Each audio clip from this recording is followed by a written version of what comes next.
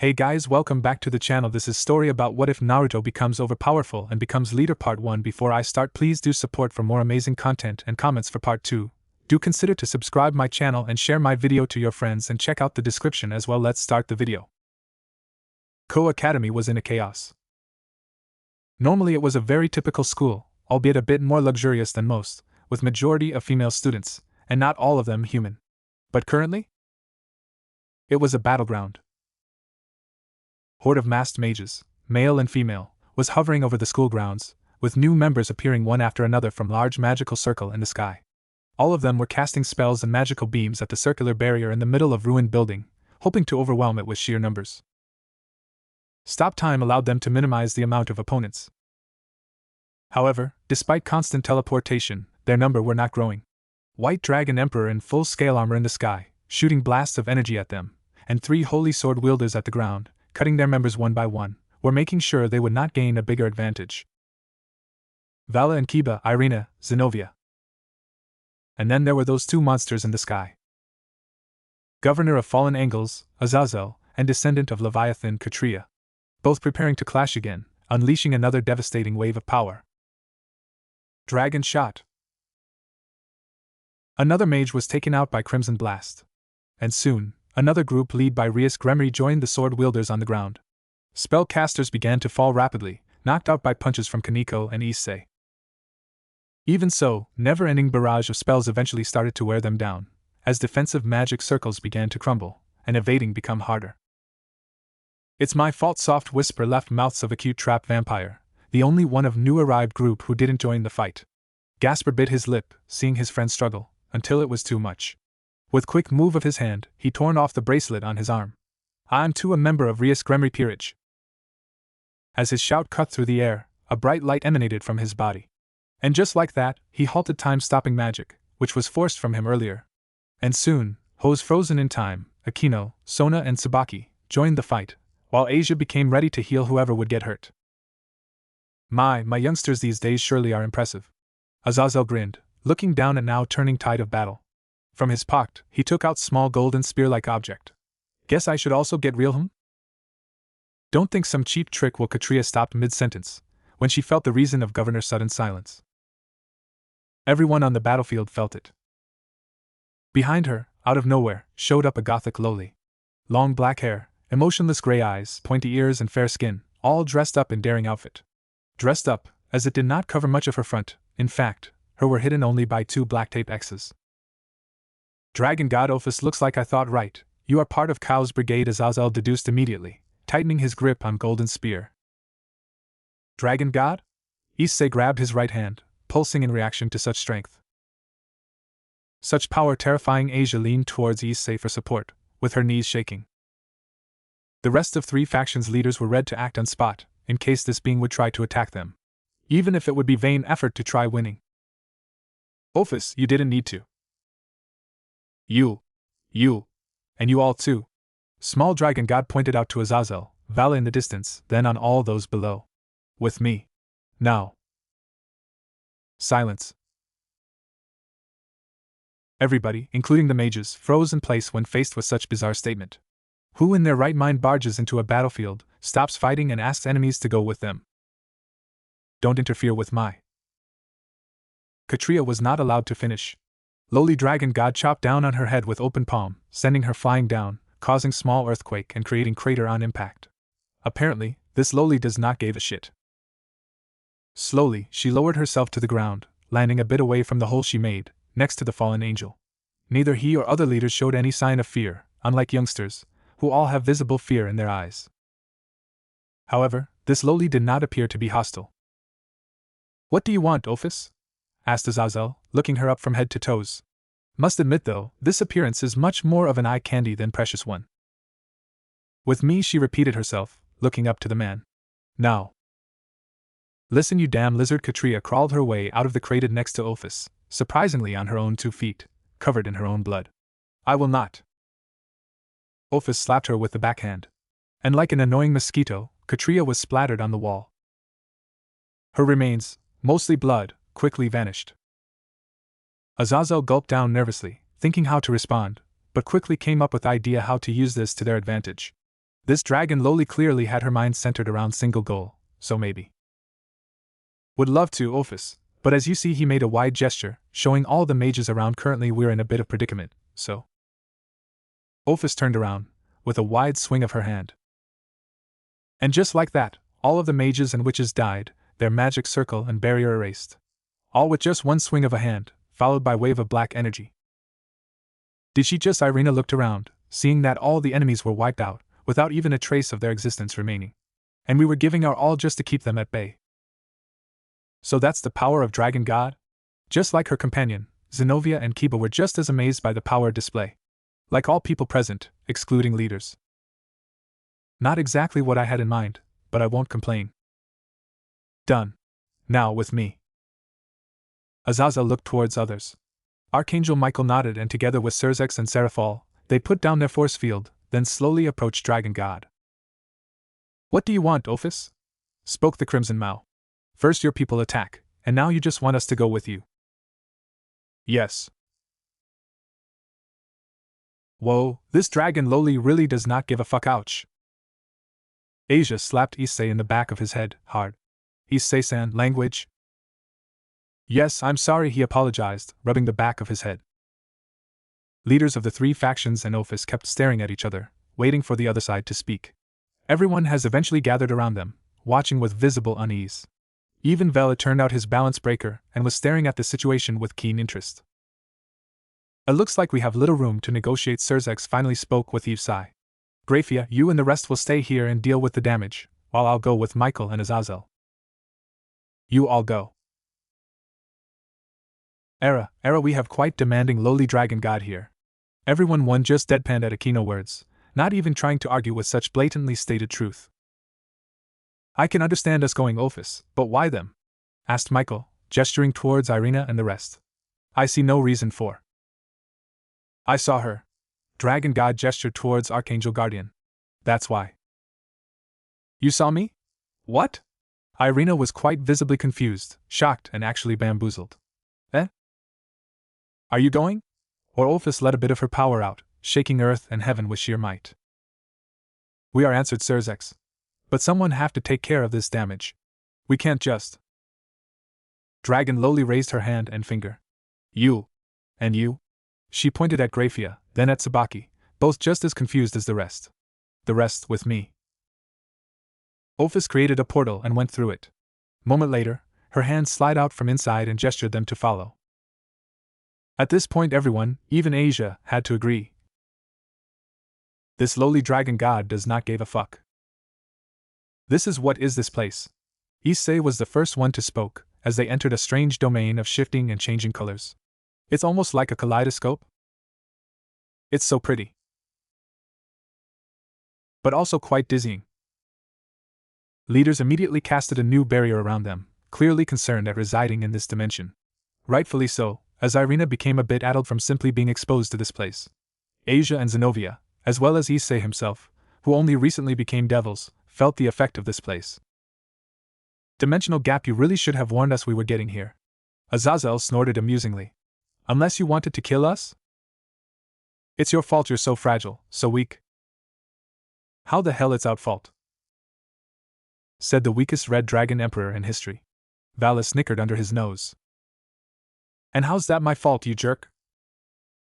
This would probably escalate into full-out argue, should Rias and Sona not notice something in the distance. What is that? Fissure. It was a fissure in space, in dimensional gap, wrapping the ever-changing mass of colors into something resembling a white static. Well, at least, it seemed like a fissure. I saw her in it. And it is strange. And noisy. Ophis complained, pointing out at Irina once more. Do something about it. Me? Ophis nodded at Exorcist's question. BB, but I don't know how. Well, now that's something interesting. Azazel immediately flew out of the barrier and got closer to the anomaly, forming magic circles on the palms of his hands and using them to analyze the thing. Very interesting, don't worry, Exorcist girl, I'll take care of it. Those words put Irina at ease, and she took a deep breath to calm herself. Useless. Ophis' words were like daggers. I'm not useless. Irina pouted angrily. I don't do stuff like that. Wait, so you wanted us to just deal with this? Seraphal asked, getting quick nod as an answer. Mao. I'm a magical girl, so it's obvious you took me, as well as Surzek-chan, Azazel and Michael. But there was no point in taking Sochan and Co. While speaking, Seraphal hugged her sister and was caressing her head like she would a child. Much to Sona's embarrassment. Sister, please stop. I though Twin Tail would be of help. But she is useless. I'm not. This is interesting, say Ophis. Would you be able to make a barrier like ours, only bigger? Azazel asked with a wide gesture. I may need Surzek's and Michael help with this. Ophis didn't answer, she just raised her hand and dark barrier engulfed entire area. Stones which were nearby were pulled closer, and soon served as quite stable floor. Leaders disabled their barrier and get closer to Governor. You figured it out? Not exactly, but it's not a fissure, not only he stated, looking at the white color in the anomaly. It's some kind of signal, powerful one at that. I think I can see some blurred images, and hear some voices, so it's like a distorted transmission. You think the three of us can stabilize and make something out of it? Deduced Michael. From where it would even come from? Asgard? Hades? Abyss? Probably. As for the second question, Fallen Angel's governor pondered over the question for a moment.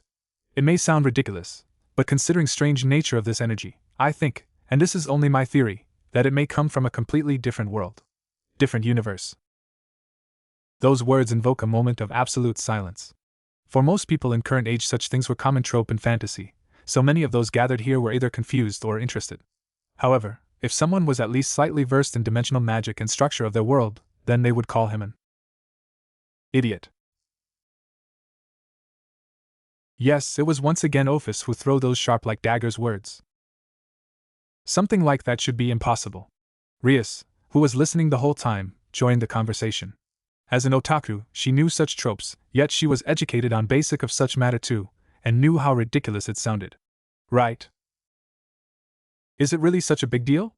Asked Issei, being one of those completely unaware. Yes, it is, but I don't see any other explanation. Azazel looked to Michael and Surzek. The only way to find out is to stabilize this fissure. Besides, we cannot just ignore something like that.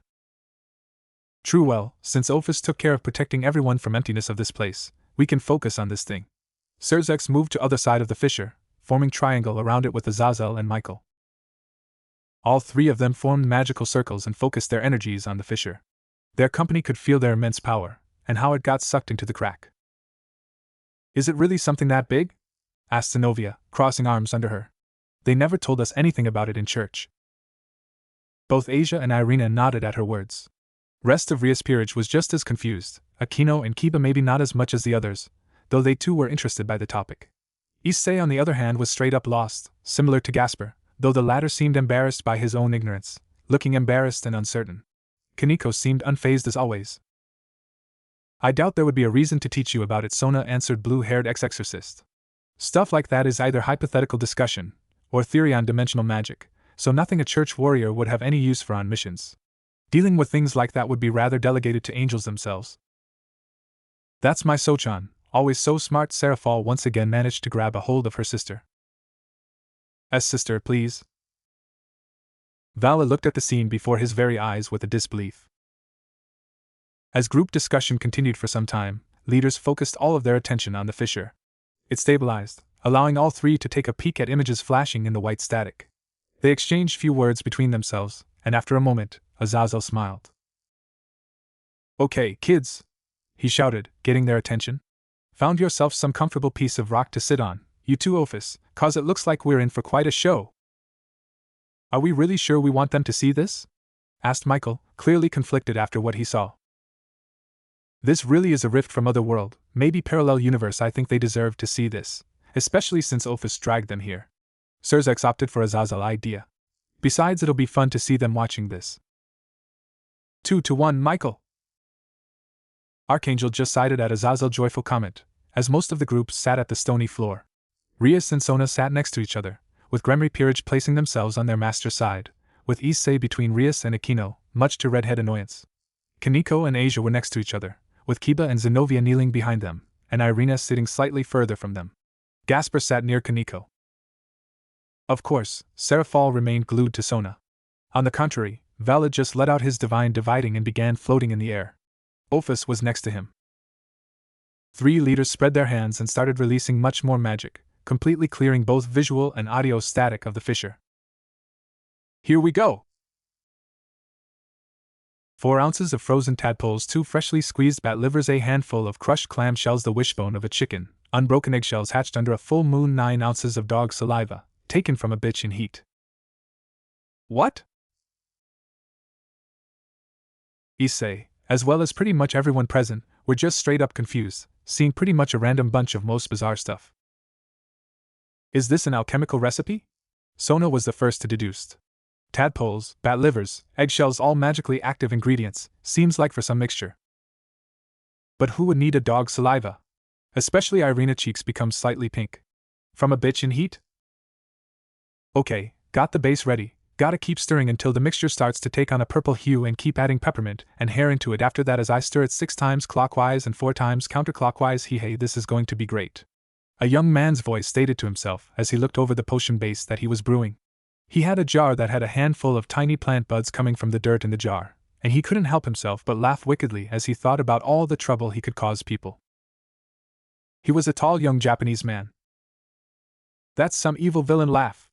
I can tell when I hear one, Seraphal exclaimed, pointing out at the screen. Years of experience of magical girl show were speaking through her, though that would include mostly cartoonish villains. But he does not look like a bad person. Asia tilted her head, while eyeing boy on the screen. In fact, he seems quite cute. Cute? He's almost a head taller than I, Issei pointed out with visible jealousy. Even Vela had to admit at least that part.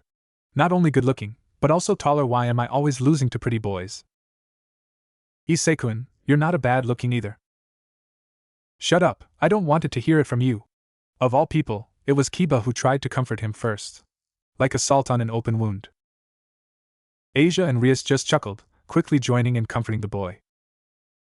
At least, tall for a Japanese man standing at 180 centimeters tall, with a somewhat impressive build for a guy of his nationality. He had a lot of lean muscle, but it was toned to show he cared about his physical body. He had to take care of himself, since the ingredients he always got were some stuff that he couldn't afford, so usually he would have to capture stuff himself. Wait, what do you mean tall for Japanese? He noticed almost immediately. Well, Asian countries tend to be on smaller scale. In Northern and Middle Europe such height is pretty common. Rias gave a quick and accurate response, one furthering her pawn descent into depression. But don't worry, you're my cute pawn. Bucho. Why wouldn't he be able to afford ingredients? Zenobia pay little interest to height issue, instead focusing on more important matter. Mages do form contracts with devils to get funds, right? Sona nodded to that. Maybe he's just bad at it. He tossed golden hair into his potion as it turned the color that it was supposed to, golden hair that perfectly matched the hair on his head. It should match, since he cut his own hair short to make the potion. He was 17 years old, and he had bright blue eyes filled with a love of life itself. If anything, I have to say that he's determined, said Akino, looking at all those hairs dissolve. But the sparkle in his eyes did not escape her attention. Nobody could argue with this one detail. Such eyes could not belong to an evil person. At least not truly evil. Must agree, he does look kind of cute, Irina murmured under her nose. Come on, turn brown, start to turn brown. The young man chanted to himself as he saw the potion start to change into a scarlet color. Damn it, it's not note to self, don't use chicken wishbone, maybe I can see how wormwood. Yeah, wormwood would be great for this. Still, I shouldn't let this go to waste, let's have some fun and freestyle.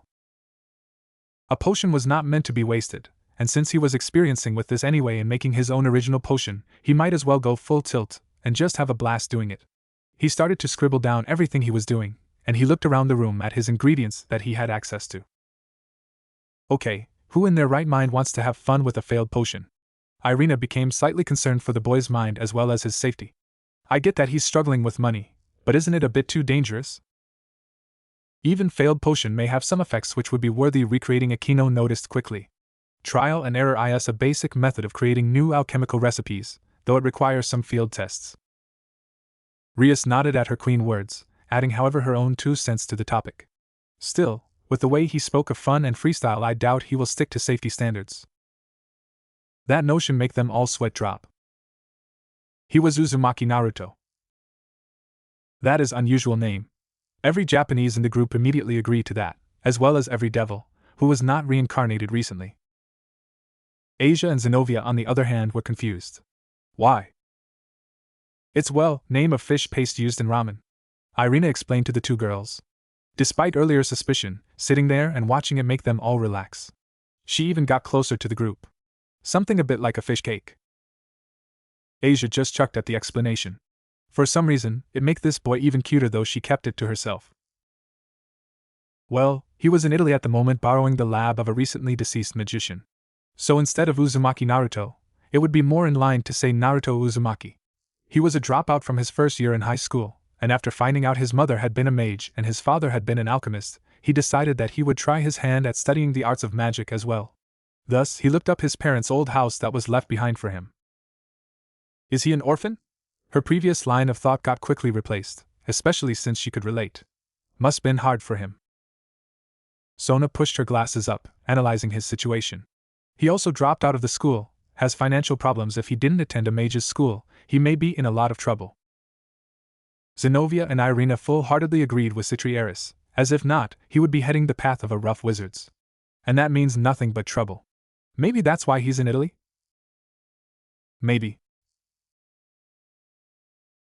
Issei must have to admit, he didn't know what he would do in his shoes. At least he has his parents' house. He sold it. What? He sold the house, but he kept everything that was of personal value to his parents, and might be worth it to him, and stored it up. He needed the money after all, and though he was pretty much about to be broke, he was sure that he was close to a breakthrough. Sure, he had no formal education in magic, and he had only been studying it for 2 years by himself, but he liked to think that some of his pranks had gone off pretty well.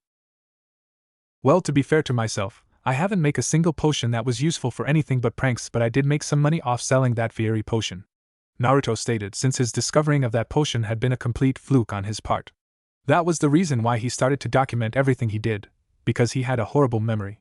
If he made a potion, he would never be able to make it again unless he documented everything that went into it, the exact amount of ingredients used. That's some irresponsible optimism. Kaneko has finally spoken, breaking this awkward silence, turning her head to Ria's queen.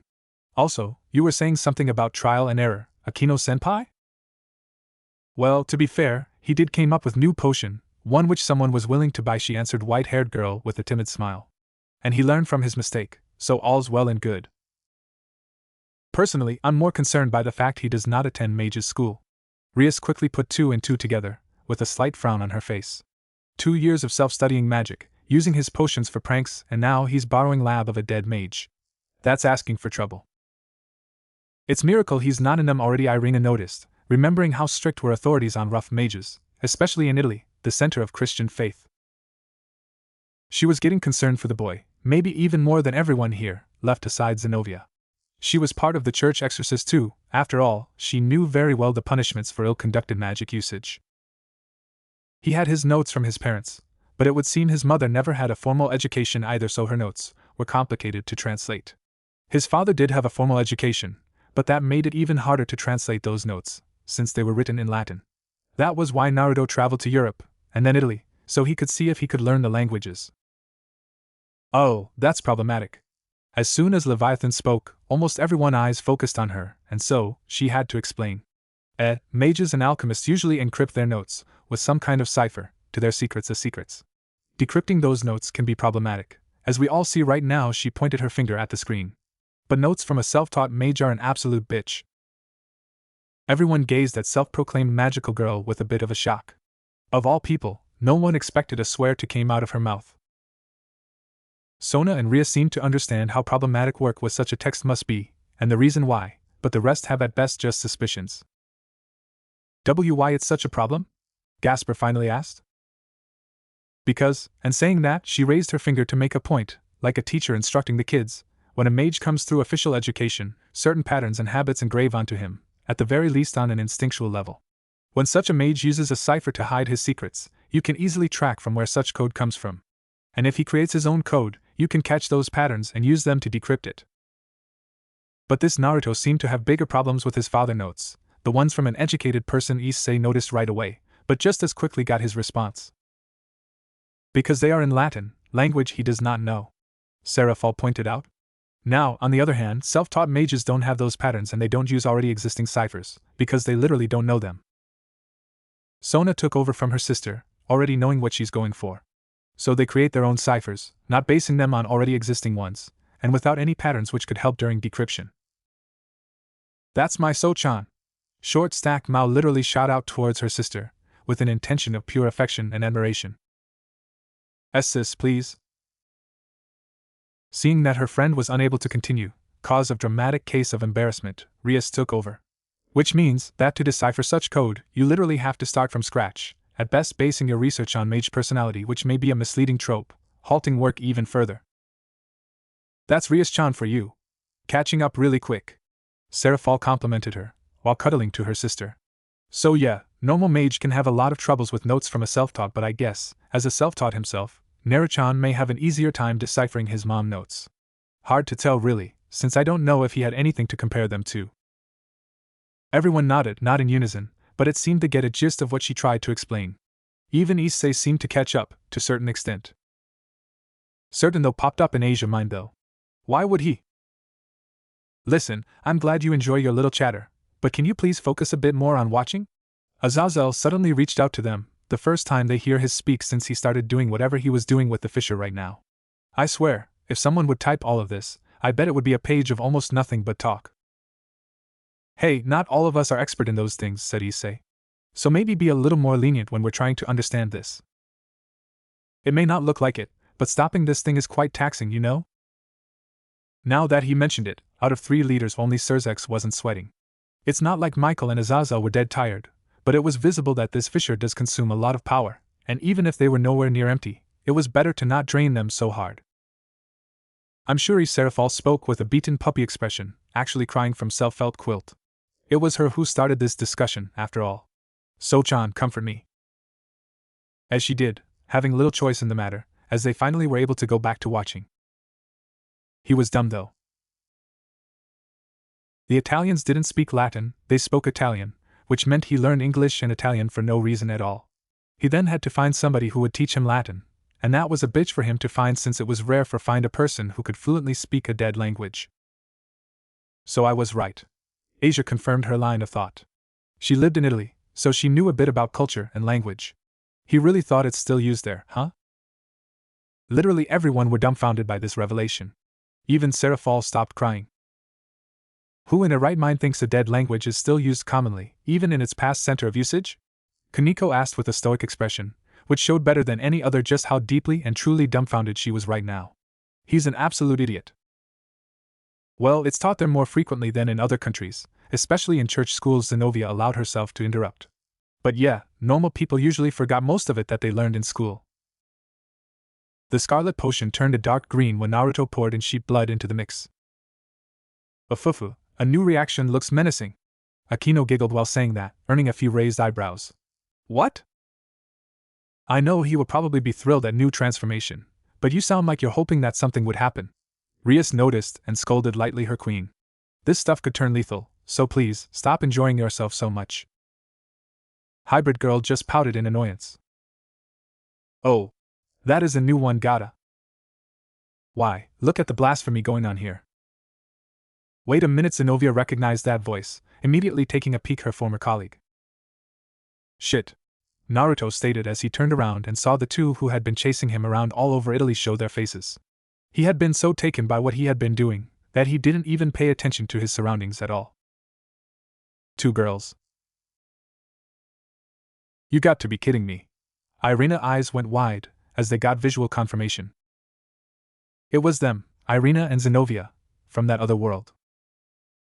2 very sexually dressed girls who were wearing the exorcist uniforms of the church, and though they were not under orders from the church to go after him, the church did get a donation from the mage's school to take him into custody so that he could be punished for his crimes.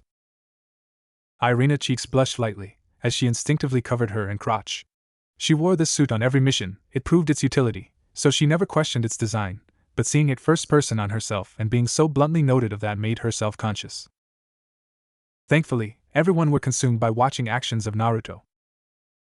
But man, it really seems like they hired a hentai artist to design those suit. Issei made a snarky remark for himself, smiling lecherously. Not that I complain. Now she was as red as tomato. By the way, he was somewhat of a criminal. Well, looks like he already is in a lot of trouble, Sona just sighed, remembering her previous worries and how they were already trashed. But for Mage's school to pay the church, Kiba started to wonder just how much of a nuisance this Naruto must have been. I know they are not on a bad terms, but don't such organizations deal with their own problems? Yes, unless wanted person is outside of their sphere of influence, or situation gets out of hand, Zenobia shivered. And that does not happen often. Hello Naruto, are you ready to give? And you won't be able to keep running forever, you know. God will always have his eye on you, the blue-haired girl stated as she looked at him. She had an athletic build, but with wide birthing hips and pretty large. She was wielding a church-issues, mass-produced holy sword, and her hair went down beyond her butt. Her hazel eyes gazed at Naruto with a friendly coldness, both friendly and cold. Zenobia. Yup, that's the good old me, and I got a bad feeling about it. Blue-haired girl moved her gaze at sword her other version was holding. We don't have the Excalibur fragments with us, though. Kiba leaned a bit forward. He saw the skill of those two with Excalibur pieces, and he witnessed what Zenobia was capable with Durandal. But now he got a chance to see them fight without those powerful relics. A display of pure skill, not enhanced by additional power. Zenobia saw his interest, and quickly reassured him. My skills with normal blade are just as good as with Excalibur. I don't doubt it. Oh Lord, please lead this sinner into heaven so he may. Hey Irina, let's skip that today. What have I been charged with this time? Naruto asked as he looked at the second girl. Wait, that's not the first time? Asia asked with a nervous smile on her face. Sona just sighed. Looks like he's in much more trouble than I expected. She had a near-exact match for her body as Zenobia, but with long light orange hair done up in twin tails. Her hips were the same width as Zenobia, but her butt was a bit smaller. She was wielding the same standard-issue sword. Apparently, the church didn't deem him enough of a threat to warrant the girls being allowed to use the normal swords they would use when they went hunting criminals. Irina Shido, fun fact was that she was from the same nation as him, the two of them being Japanese. Luckily, it does not seem to be some serious crime. Irina tried to ease Citri Eris' worries, getting into the details of her thinking. We were quite proficient in using our Excaliburs, so we could get permission to use them for most missions with no problems from the higher-ups. If they didn't lend us them, then his crimes must have been nothing too serious. That seemed to ease not only Sona, but the rest as well. Peeping in the local bathhouse. Pff. Hearing that, Issei barely managed to contain his laugh, earning in response few sighs and uneasy smiles. And one death glare from certain petite girl. Okay, guilty of that one. It's really hard to get the sweat of a virgin girl otherwise, not like I can go around asking for it. Naruto admitted to doing that. He snuck into the girl's bathhouse and used a potion to transform himself into Irina, because that was funny to him to use the form of his pursuers. You've got great skin, by the way. Naruto gave her a thumbs up. Irina blushed. Irina blushed too. And shivered too. Great, another one, Kaneko murmured, curling her lips in annoyed grimace while looking towards Red Dragon Emperor. Hey, I'll not deny that we're perverts, but there is a difference in peeping and peeping for higher purpose. Those words have earned him another death glare from Kaneko, as well as sighs of disbelief and embarrassment, but he continued nonetheless. Hey, in his defense, what would you say if some random guys walked to you on the street, asked if you are a virgin, and then, assuming you would not punch him to coma, asked if you could spare a few drops of your sweat? Fair point. That aside, guy's damn clever, he stated, this time really excited for his fellow pervert. Turning into a sexy girl to get close enough, two birds with one stone, he. Yet another death glare and sighs of disbelief. Sexually mole. Not guilty, I did not molest that girl. Naruto paused for a moment. The actions of my familiar are not my actions, and I will not be blamed for what my familiar does after I make my escape. Naruto added on, since he used the familiar to escape the girl. She was older than him, for starters, and she had been allied with the church as well. She was the girl who tried to get him before Zenobia and Irina, and she only had to fail once more before she gave up and decided he wasn't worth it. I guess? Asia was conflicted on that one. Stuff like that should be taught to the familiar by its owner, isn't it? Depends, Rias answered, leaning forward to get a better sight at her. Not all familiars are a property that can be trained, some are intelligent creatures who side with mage in such case, it's familiar fault. If it is an intelligent familiar, that is. Seraphol added, still cuddling to her little sister.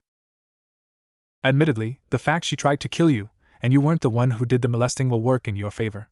She acted out of line, and tried to use deadly force against you. Zenobia agreed with Naruto on that one. And the next crime, selling organs on the black market. Zenobia stated one of his serious crimes. What? Sona looked up, blinking few times, as if trying to ask as if she misheard it or not. He did what? Such information dropped out of the blue resulted in an awkward silence. People like Asia or Gasper were literally unsure how even react to such reveal, while others tried to process it. First off, she tried to kill him for apparently no reason, so it's on her. Irina finally spoken up, having no problem to agree with other Zenobia on that matter. But organ selling, where he did even get it? Naruto lifted his shirt. It was one of my organs, and I'm allowed to sell them if I want to. Anyway. What? Irina violently leaned forward on her arms. Is this guy serious?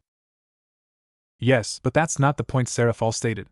Even if you're crazy and desperate, you would think twice before selling your own organs. Everyone got immediately struck by the grim reality of the boy. They already saw he was struggling with money, and with no parents of institution backing him up, he must have been forced to drastic methods to survive. It was hard to watch, especially to someone like Asia, who was quite caring for those around. This guy is completely nuts, Issei concluded with clear shock in his eyes. The organ turned to goo. Wait, what? To be fair, I created the organ using my blood in a potion, so unless it gets transplanted into somebody else in like 5 hours, it will vanish. Not my fault the idiots didn't remember my warning. Naruto admitted to the crime of selling his own organs on the black market. He had a lot of enemies there now that the organs he kept selling to them kept vanishing before they could turn a profit from them. Now nobody would buy organs from him anymore, so he couldn't make money that way. There was a silence. The first one who snapped out of the shock was Issei. Ha ha ha! He erupted in loud laughter, crossing arms on his chest and leaning backwards. I can't believe this guy pulled out a stunt like that, and we were led by the nose to believe he actually sold off his organ. Slowly, one by one, they started giggling and smirking. Some with elegance, like Rias or Aquino, some with care, like Asia and Gasper, some smiled with mixture of emotions, and some just smirked at how they were tricked to misunderstood the situation. Sona rubbed the base of her nose, using her hand to hide the slight blush of embarrassment on her face. She was concerned for the boy, after all, so this reveal was in a way humiliating her. Something her sister noticed, yet remained silent about. Another failed potion, a potion to create new organs for people to be able to grow new organs for themselves using their own blood. That's actually a good motivation to brew such potions, Zenobia noted when all lighting finally ceased. Kind of surprising I took him for a simple troublemaker. There is nothing against someone being a prankster and good person. Kaneko stood up for the blonde. He may just seek attention. Over 100 different charges of dousing people with a liquid that eats their clothes, leaving them naked in public. Hell yes! Shouted Issei, raising his fist in gesture of manly understanding. He may have been irritated at how girls called him cute and all, but seeing this guy perverted pranks got him quite excited. I really start to like this guy. Everyone gazed at Issei with clear disbelief. Even Asia, though she did so with cute pout. Red Dragon Emperor could only scratch his head with nervous chuckle at the damning looks.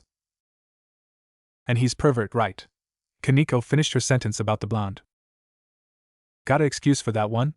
Irina asked Naruto, and his only response was to laugh under his breath at that one. I'll take that as a no then. Guilty, she summed up. No, I totally did that for my own amusement. I made a potion that mimics the clothes dissolving effect of slime, and wanted to test it. It was amazing. Naruto had trouble not giving his happiest smile when he thought back to that one. It was one of his few super successful potions that had exactly the effect that he had intended for it.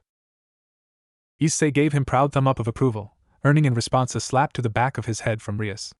Not a gentle one though. Worth, he stated with pride, caressing struck point. But he does not seem to take much pleasure from stripping people. Gasper blushed while saying that. He seems more happy from the fact his potion succeeded at what it was supposed to do. Well, no one could argue with that. Especially girls noticed how innocent and happy that smile from Naruto was. Zenobia marked that down on the notepad she was given.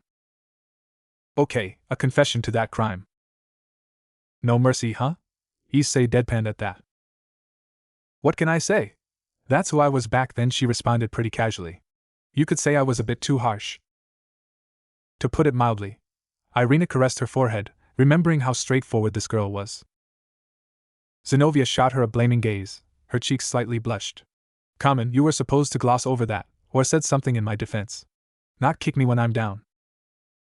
Irina just stick out her tongue playfully, teasing Zenobia further.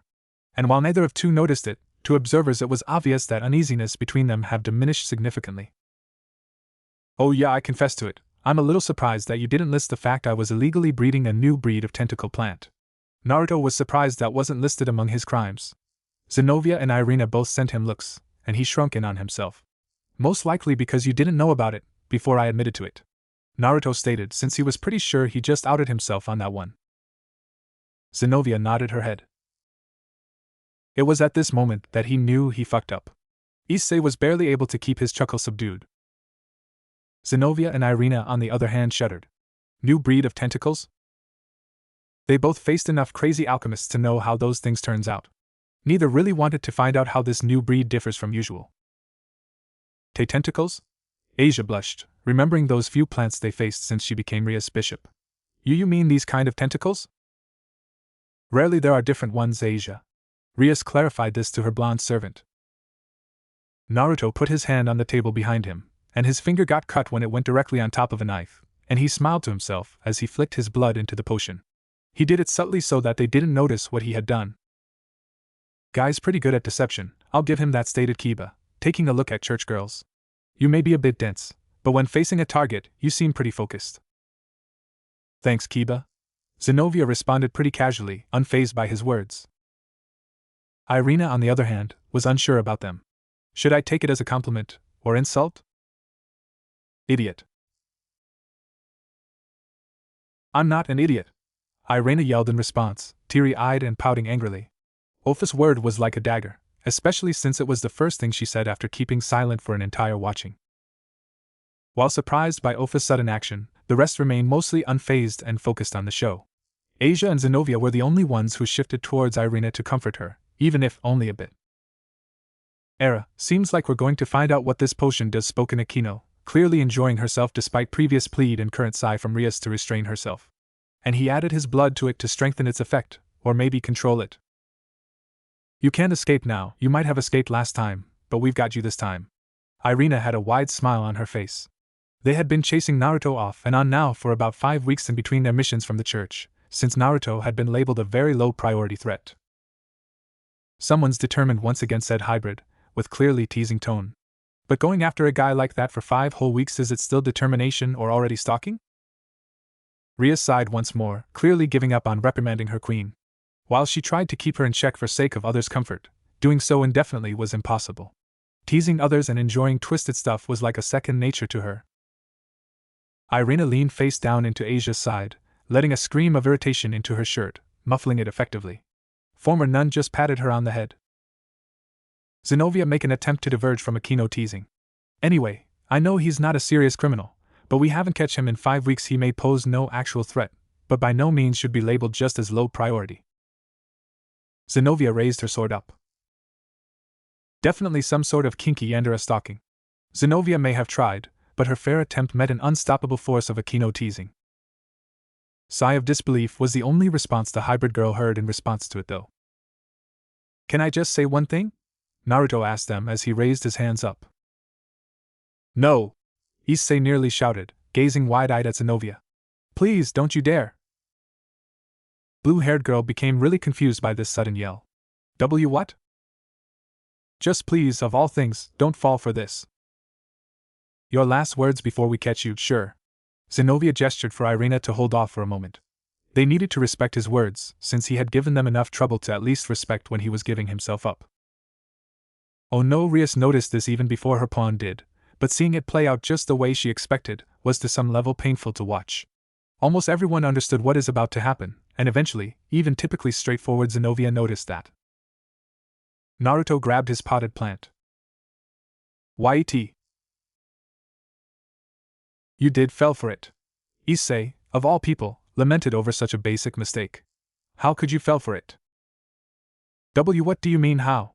Zenobia asked, genuinely confused, with her cheeks becoming slightly pink from the shame of her counterpart mistake. How someone was supposed to notice. Rias interrupted her, massaging the base of her nose. Her otaku was acting up. There are two basic rules in any battle series: you never monologue, and you never let an enemy pressed against a wall to have his last words. Zenobia went silent and crossed her legs, putting her hands in area between them. So this was the wisdom of Japanese culture, of manga and anime? Naruto threw the potted plant into the potion and jumped underneath the table. Naruto yeeted the baby plant into the formula, and like magic the potion pot shattered as large amounts of tentacles started to emerge from it and grow all over the room. Oh, I can see where this is going, Sarah Fall stated with mischievous smile. Just like in Magical Girls, Eden's Garden 18+ limited edition. A moment of silence has fallen over all of them, as they instantly turned their heads towards Leviathan. Some did it so quickly that they flinched in sudden spike of pain. Girls were almost all blushing, not all equally though. Asia and Irina looked absolutely stunned, with their mouths opened. Rias just sighed in disbelief, while Akino covered her mouth and giggled teasingly. Zenobia took just a curious peek at female Mao, still seemingly absorbed by thoughts. Kaneko looked too, though with small blush and deadpan expression. The only one completely unfazed was Ophis, on the contrary to Sona, who seemed to be fuming from embarrassment, probably wanting to quit on living right now. Guys took it almost nonchalantly. Kiba just smiled over Leviathan words, while usually stoic Vala raised an eyebrow. Gasper hid blush face in his hands, and Issei actually started at Leviathan. Interested by that intense look, Sarah Fall leaned forward, to have a better look at Red Dragon Emperor. What is it, Issei-chan? Magical Girls, Eden's Garden limited edition, you said? He asked with pure determination burning in his eyes. Short-stacked girls nodded in response, igniting a sheer resolve in Issei. Lend it to me later, okay? Sarah Fall smiled widely in response, beaming with joy. Sure thing. Witnessing all of this, Sona wanted to shout, "Don't corrupt my sister, Hayato," yet at this point she wasn't sure who will corrupt who. So she just embraced her knees and hid her face in them. At least she wasn't the center of attention of this talk. Hopeless perverts, Kaneko snored under her nose, noticing as Gasper took a slight peek from between his fingers towards that conversation, with some clear interest. You too. Eh? Get them, as your daddy, I command you to get those girls. Naruto pointed at the girls from under the table as the tentacles kept growing at a truly alarming rate. They rushed towards the girls, who were able to use their agility to dodge and run around the tentacles. They even used their swords to cut down any tentacle that grabbed a hold of them. Naruto stayed under the table where it was safe. Someone's chickened out, Kaneko noted bluntly. You girls, on the other hand, are doing great. Seraphal praised Exorcist's performance, seeing how tentacles advanced from all directions. She smiled cheekily. Is it experience, or woman defensive instincts kicking in? Neither of them was sure which one it was. They were pretty confident in their abilities, yet in that situation, lacking any magical skills and their Excalibur fragments, adrenaline pumping through them would certainly carry them through. One thing was certain, Seraphal seemed to really enjoy watching this stuff. You tricked us, you had no intention of giving up. Zenobia called out as she jumped towards the door and prepared to escape. Her escape route was blocked by a wall of tentacles, and all the walls of the room were covered in tentacles at this point. Even the floor itself was becoming more and more covered with the throbbing red plant limbs. Duh! Issei snored at the obvious. That being said, this setup seems like some horror movie or really hardcore hentai. You girls will be okay? Zenobia was actually beaming red. It was one thing to be lecture about falling for obvious trick, and the other for the same person to worry about them now. Oh, of course! Irina responded with nervous smile, while raising her clenched fist. We can deal with a bunch of mutated plants, right Zenobia? We're screwed, she though in response for Irina optimism. Naruto reached up out from under the table, and grabbed his book and his pen, and he started to write down. See? He learned and now is noting his progress. Akino pointed out with a proud smile, like a parent gloating about their kid's achievements. She has a lot of fun watching his mischief, so why not be a bit proud of his successes? Tentacle Hell Potion makes tentacles that obey the person who added their hair to the potion. They grow at a very alarming rate and... Naruto felt the tentacle go over his shoulder without messing with him, or trying to molest him for that matter. They do not molest the person who added their DNA to the potion. The tentacles, perhaps due to the addition of crushed clams, give off the same smell as the ocean and clams. For a moment there, I was scared, Issei sighed with relief, when Tentacle did nothing to the boy. Getting screwed by a tentacle you yourself made, talk about a worst way to fuck up. Asia smiled nervously, watching curiously those perverted plants. They smell like ocean? Aside for this, name is quite adequate. Kaneko noted, considering color of those plants, and how they spread everywhere. But considering the scent, I would not want to. Nara dash. Never mind. Irina got caught, and for her trouble she got a tentacle in her mouth. Her right leg and left arm were both caught by the plant, pulling on both of them as it lifted her up into the air. With her free arm she tried to slice the tentacles, but her sword couldn't reach them. Zenobia rushed towards Irina, but she stepped on the tentacles on the floor and they wrapped around both of her feet. She tripped and fell face first into the tentacles. See? Ophis turned towards Vala. Useless. Let go of Dash. Zenobia also got a mouthful of tentacle. Both. Irina turned red from shame, both from the comment of Dragon God and image before her, and covered her face with her hands, though she did peek right through the fingers. Zenobia blushed too, but unlike her former partner, she did not hide her face. No, she just stared down. Not only she fell for supposedly obvious trick, made a guy who pointed that out worried, but she also was tripped by tentacles. And considering her counterpart already got a mouth full of them, she could imagine how this situation would advance. Aquino leaned towards Rias, whispering playfully, but loud enough so she could hear her. Can I now enjoy myself a bit? Rias sighed yet again, as Zenobia finally covered eyes with her hand. The sheer humiliation. And like that it is safe for me. Gotta gather up my stuff. Naruto stated as he came out from under the table. Now I know you want to penetrate them, but don't do that to anything but their mouths. Naruto stated as he pat the thickest tentacle, and some of the tentacles that were ripping off the girl's clothes slumped over in sadness. They wanted to follow their instincts, but they couldn't go against Naruto's orders to not rape the girls. The tentacles turned to Naruto and seemed to be giving off the impression of a kicked puppy, and Naruto covered his mouth and gave a fake tear. Was not over yet, as even Naruto seemingly took a pity of them. While having fun. Was a disappointed response from Issei to Naruto, followed by hard and loud smack to his head by Rias. Ouch. Thanks was a meek response from Irina to Naruto, followed by her closing her fingers and covering her eyes, to not get embarrassed even more. Poor little Tentacles-chan was joyful response from Seraphol. Nara-chan, you mean it? And another batch of raised eyebrows was the response to that. They grow up so fast, but seriously. Since you were enhanced by my potion, I need to do some testing on the fluids that you shoot out. So I can't have you shooting it into them. You can rub them down from head to toe though. Naruto stated as he grabbed his blank book and started to gather up all of his supplies. Naruto would put a jar against a blank page, and the jar would sink into the book. Well, at least he is thinking of possible consequences. Sona said so with serious face, eyeing her older sister sternly. She pouted cutely at that. He was mixing stuff at random, so no one have any fucking idea what those things could produce. For all we know, its offspring could be a parasitic abomination or worse. Irina and Zenobia shuddered at that, the brown-haired girl still looking through her fingers.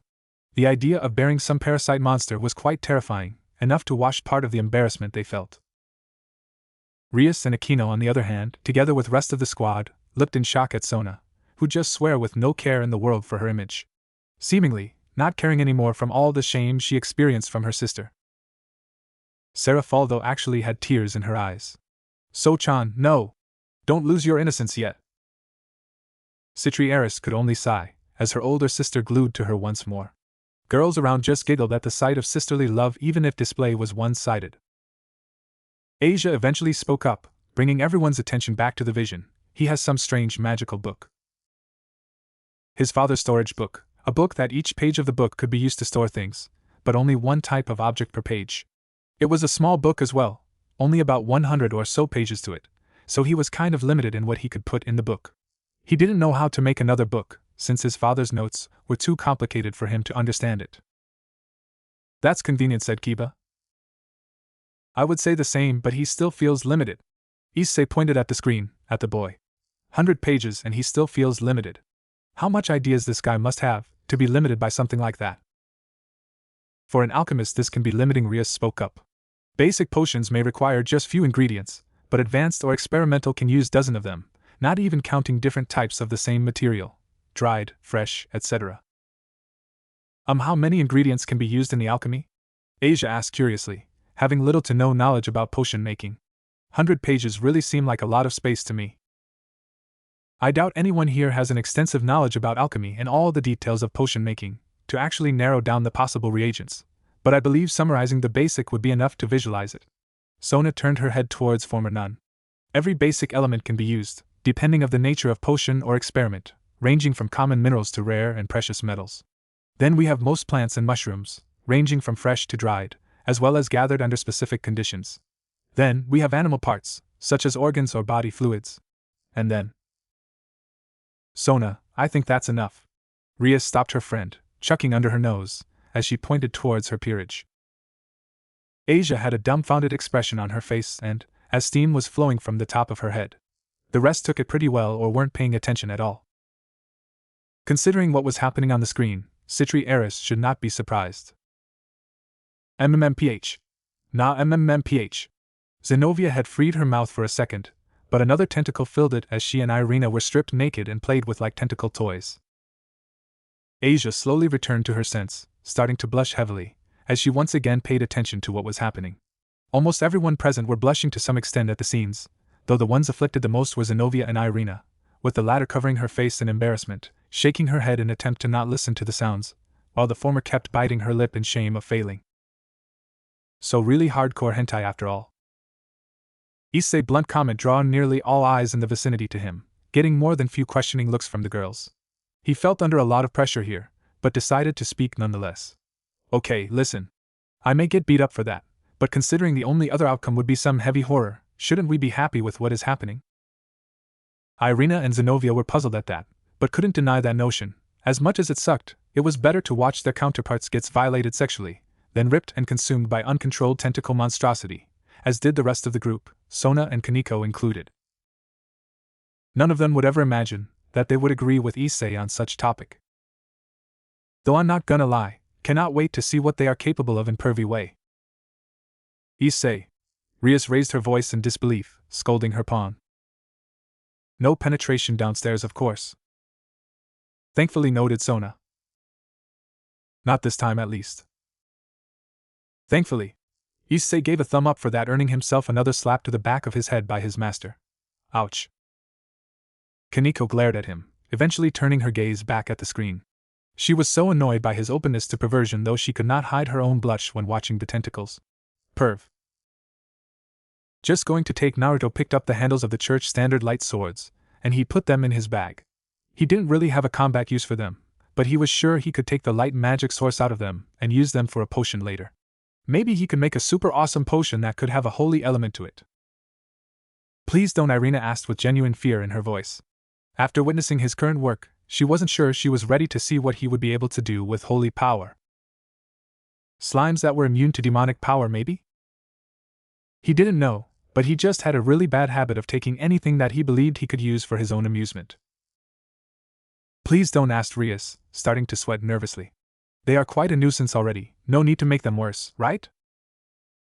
Every devil deals from time to time with slimes, either those naturally infesting their territories or thrown away from mages' failed experiments, and thought of such creatures possessing immunity to demonic power sends shivers down her spine.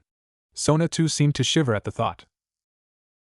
The fact that he was thinking of that just for fun was even scarier. Minus 15 minutes later. Oh. Okay, all finished packing up, you two, ahu. Naruto hissed when he turned his attention back to Zenobia and Irina. They were both red-faced and sweating, with their groins soaked with their own sexual fluids.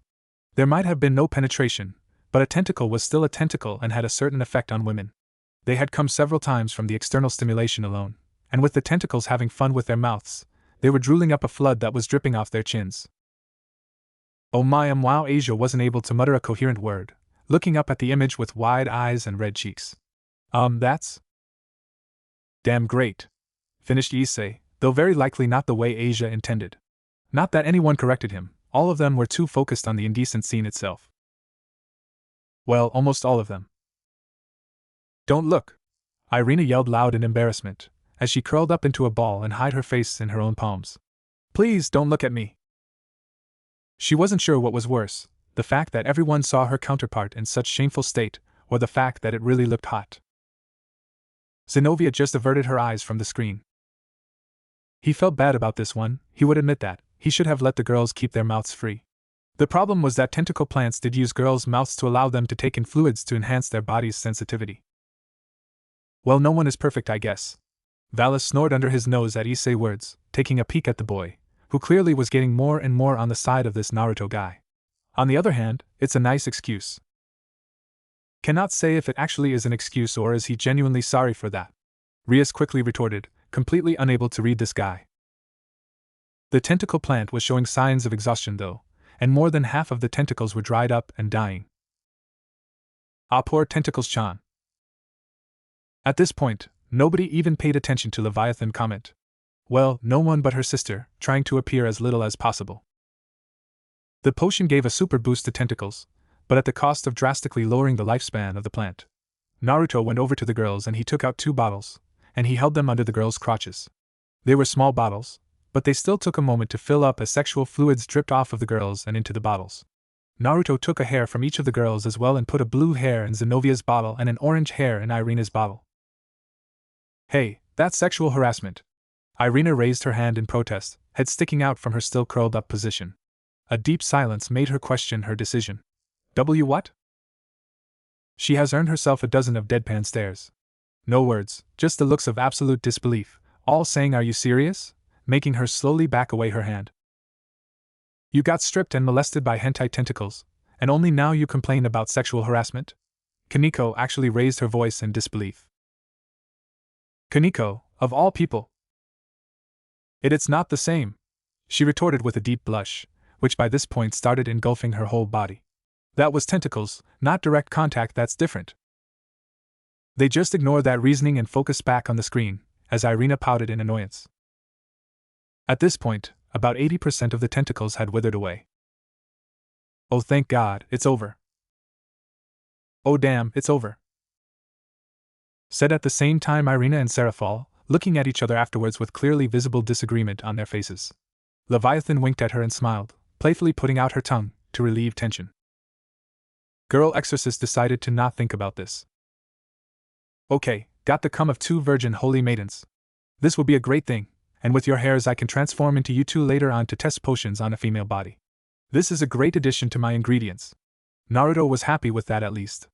Also, the sexy noises they had been making had given him a bit of a stiffy earlier, but he had calmed himself down. He was going to save all of this to his mental spank bank and have some fun later. That I would agree to being a sexual harassment, said Kaneko, with her usual stoic face.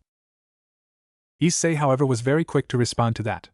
Nah, he just enjoyed the sight, didn't actually do anything to them. Those 2 became the fap materials, she pointed out immediately, making girls in question averting their gaze. Not even mentioning his plans to transform into them, and doing whatever he's willing to. Hey, he'll be doing this to his own body then. Issei raised a finger to make a point. Changed into a girl, true, but still his own flesh, and he didn't even mention doing anything perverted this time. Yeah, it's not like he's giant pervert, with all of his creations revolving around naughty stuff, right? Kaneko stated the rhetorical question in hopes to end the discussion, hopelessly rubbing her own forehead. When defending fellow pervert, Issei turned out to be quite hardened in his belief and determination. Fap material and new ingredients, it was a win-win for him. I'm a fap material. Irina snuggled her own knees closer, smiling with empty gaze and total defeat. And he got my fluids as ingredients. Our fluids. Zenobia joined her in seeping sadness, though she was clearly less affected than her twin-tailed friend. Naruto grabbed a small, remaining tentacle and squeezed it into another clean bottle, and it squirted out its pink fluid. Naruto filled the bottle up, and this was a large bottle, before he corked it and added it to his book. Asia took a curious glance at that. Why does he did that? He can create those tentacles at any time, since he wrote the recipe, right? Maybe the fluid have different properties, depending on what plant is used to create the tentacles. Sona put up her thesis. Or he simply wanted to check if they have any unknown ones, without growing new ones since those are about to die anyway? Probably the latter. Rias nodded her head in agreement. All of the tentacles withered away, and the girls were able to take extremely deep breaths the moment that they were freed. Naruto looked at the 2 of them, and saw their butts were tinted pink with arousal and enhanced sensitivity. Both of the girls were starting to get back to their feet, and he was going to be in a lot of trouble if they stood up. "Oh my, I think I can already see where this is going," said Akino, covering her mouth in an attempt to muffle her giggle. "He will not take any chances." "No, he will not!" Issei exclaimed, not bothering to hide his cackle, as he gave the black-haired queen a thumb up. "Good thinking, Akino-senpai." Ria sighed with resignation, once more since the last time, understanding that watching this spectacle made her servants bond in very unusual way. "Oh no," Zenobia murmured, seeing alongside Irina where it was going. "Please don't." Smack/smack. "Damn it!" she exclaimed, leaning back and taking a deep sigh of frustration. "I saw this coming and it still stricken my warrior's pride." Naruto full force spanked them. That must have hurt, Gasper shyly noticed, comparing the strike to the magical punishment his king used to enforce. He took a quick peek at Rias. Not sure which would be worse. And nothing. Aya. Zenobia and Irina gave mutual shouted of pain and pleasure as they collapsed to the ground, the strength leaving their bodies. Zenobia had reached another orgasm from that spank, and while Irina didn't orgasm, the spank robbed the rest of the energy from her body as she was shaken to the core by it. Gasper blushed at the sight, so did Asia. Both of them were acquainted with spanks as a way of punishment for naughty children, yet this was the first time either of them saw someone taking pleasure from spank, let alone actually orgasm from one. Neither of them was sure how to take this, their minds confused, yet their bodies reacted instinctively, as both of them blushed at the scene, covering their crotches in embarrassment, and averting their eyes. Zenobia kept watching it firmly, just like most of the group, but nearly none of them was able to keep straight face, blushing even so slightly. Issei was different story, as he did enjoyed seeing all of this, but even Valis seemed somewhat moved by the slap, for all his seriousness. Even Irina, who's been trying to avoid paying attention to the screen, was touched by it, as she did rubbed her thighs together. This was arousing to watch. "Now you two behave, rest up and gather your strength because I'm going to use this chance to escape. You see, both of my legs work, because other than being rock hard I didn't come like I'm guessing 9 times for you Irina, and 11 times for you Zenobia, so I'm going to get out of here. So you can add this to my crime list if you want, but I'm going to call it self-defense against 2 sword-wielding girls trying to cut me," Naruto informed them.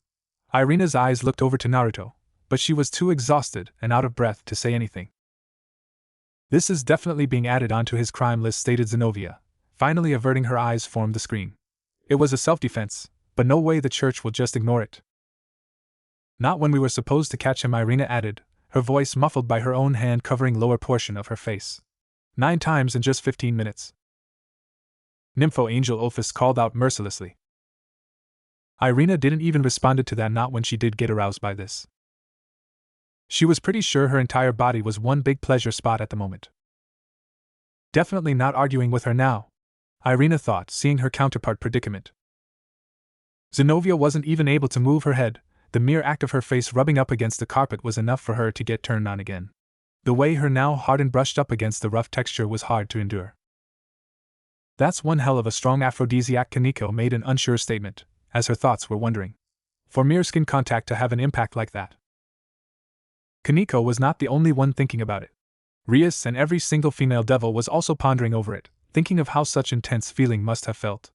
Even Sona herself has been swept by those thoughts. They were devils, being of sins, such thoughts, even on subconscious level, were to some degree natural to them.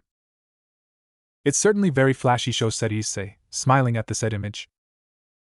To male devils too, though Issei perversion was certainly his own, as well as his certainly growing admiration for this Naruto perverted display. Blablabgoo. She couldn't talk properly, that was for sure. She would get him next time. And with that, the image in the fissure blurred and cut off. Serzex, Azazel and Michael sighed heavily, as they lowered their arms and stepped back from the distortion. Angels were quite tired of supplying their magic power to stabilize it, but leader of devils seemed quite fine. He was on a different level though. Heavy silence fell upon the whole group. None dared to utter a word after what they witnessed, or rather none was sure what to say. "Well. Damn, that was awesome!" Issei nearly shouted, jumping back to his feet. He immediately turned his gaze to 3 leaders. "Is there more? Can we watch it?" "I see. Rias quickly reprimanded her pawn, giving him a quick slap to the back of his head. Give them a moment to relax. Besides, address them with a bit more respect. Why yes, Butcho. Era, someone's quite excited. Akino giggled, covering her mouth with fingers. Perv Kaneko stated plainly. You should restrain yourself a bit, Issei-san. Asia pouted cutely at that. Gasper and Yodo just smiled nervously at his antics. The rest of the group started getting up too, with Zenobia and Irina taking a bit more to do so, still dazed from seeing their counterparts lose fate. Twin-tailed Exorcist did stumble a bit, before regaining her composure. Ha ha ha! Cannot blame you, Red Dragon Emperor, finally said Azazel, crossing his arms at his chest. Not at the moment, we're all completely depleted, aside of this freak of a nature. Your lucky Graphia is not with us, Surzex made a snarky comment, after Fallen Angel pointed with his head towards him. Damn it! Issei roared in anguish. It was so good. Rias just sighed, too tired to reprimand him once again. Her entire peerage also didn't give too much of a reaction this time. It was fun. I already have some new ideas for Leviathan show's specials. Seraphol exclaimed, jumping in excitement. This is going to be so good. Sister, please. Send me a copy, please. Issei snapped out of his anguish immediately, giving Leviathan a thumb up. Sure will, Issei-chan. She gave him back the thumb up with smile. Sister. While the group started talking, the Fallen Angel's governor put his finger under chin in deep though, already analyzing the fissure, the energy they used to stabilize it. He looked around, at the barrier Ophis put around, at the dimensional gap distortions past it, and back the fissure itself. I wonder, it may be possible, but… Azazel? Michael stepped a bit closer to his fallen brother. What are you thinking about? Fallen Angel snapped back from staring into the distortion, shook his head and turned towards the rest, smiled widely. Okay, kids! He exclaimed loudly and clapped his hand, getting everybody's attention. He nodded towards Seraphol. I think our business here is done, time to go back. Issei stared at him for a moment, before widening his eyes in shock. He was about to start complaining, but Rias was quicker and slapped the back of his head, this time harshly, then forced him to give the leaders a bow of respect and apology. Oki, magical girl Leviathan will bring you all back safely. Seraphol exclaimed excited, as she summoned her magical wand and used magic to change her official outfit into her cosplay. She spanned her staff gently in front of her, casting a dimensional spell. Sparky Gate, open! Sona sighed with the mix of embarrassment and exhaustion, rubbing the base of her nose. You don't need to chant, sister. But it's way cooler that way. After Seraphol and Sona moved through Magical Gate, the rest of the group followed, either in pairs or one by one. I hope we'll see more eventually. You always want to do and see perverted stuff, perv. Not sure I want to see more. Hey, we may see if we manage to catch him, you never know. The whole group went through the portal, either in pairs or one by one. After the last ones, which happened to be Exorcist girls, portal has closed, leaving only leaders of 3 factions with mysterious fissure. Leaders, alongside Chaos Brigade member and leader. So, Ophis started Azazel. Do you mind helping me with certain project? Explain. Yes, please, Azazel. Red Mao joined Dragon God on that topic. What do you have in mind? Well, we're already allies, so we may work on this together. Heaven, Underworld and Grigori, he stated with a smile. Considering its location, the way it behaves and how we stabilized it, I believe I could come up with more convenient way to watch the events from this otherworldly fissure. Why should I help you? Asked Dragon lowly. I wanted it quiet. You didn't do anything to make it so. But I can. Well, at least I believe, he corrected himself. Making it disappear may be dangerous, so I think I may be able to create something to control it. Besides, watching those events may give us some knowledge and it's quite fun, won't you all agree? Michael sighed, resigned. I believe we have different view of fun, Azazel. Shut up, purest Fallen Angel silenced the only person who was certain would be against it. What do you say? It was fun, Ophis exclaimed. It's loud. But if you'll make it quiet when I'm not watching, I may help. I'm pretty sure outside this barrier's its noise is muffled, so all we have to do is make it permanent. Saying this, Azazel made a wide gesture and watched with fun, as Dragon God blinked several times, as it was clear that she didn't know about that. I'm definitely bringing Graphia next time, exclaimed Surzex, smiling with satisfaction. You sure your wife will not be harsh on you for such perverted hobby?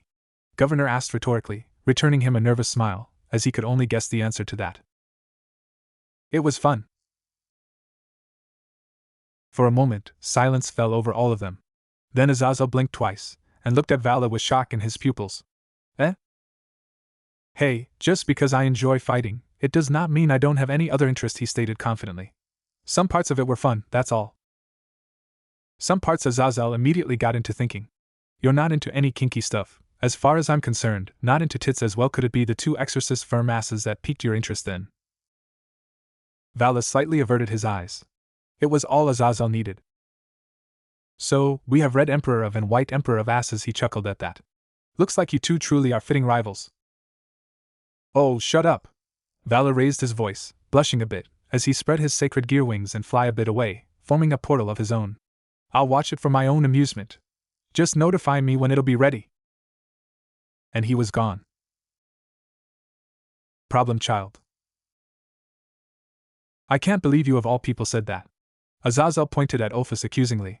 Especially in that form. Michael once again sighed, but raised his shoulders in defeated shrug.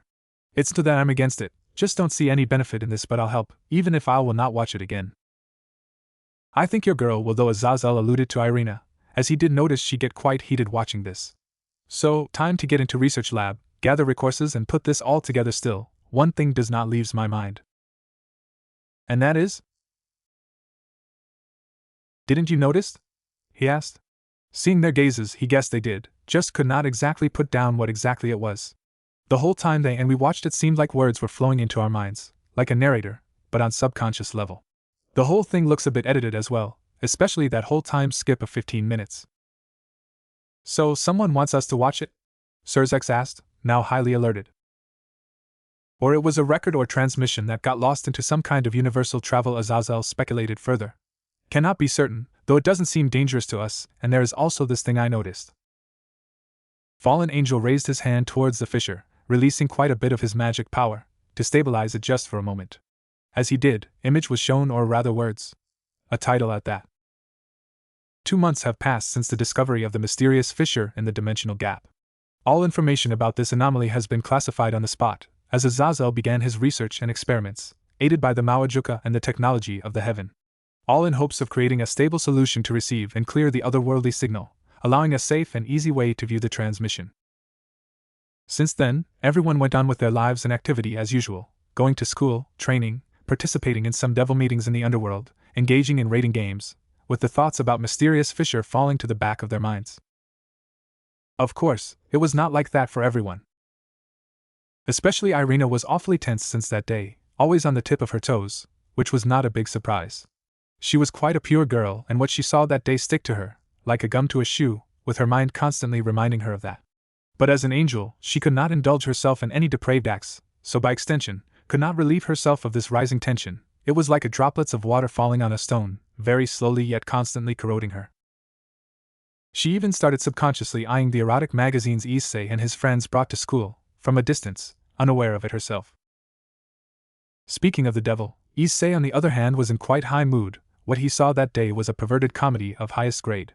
The man himself, this genius of perversion named Naruto, easily became something akin to an idol to him. Guy who lived the way he wanted and didn't give a fuck if someone had a problem with that. Provided him with quite big boost of confidence. And if someone didn't give a fuck after witnessing the events from the fissure, it was definitely Sarah Fall, who in just few weeks after seeing all of that, has started her own hentai series. Quite popular at that, to the point it did leak to the human world.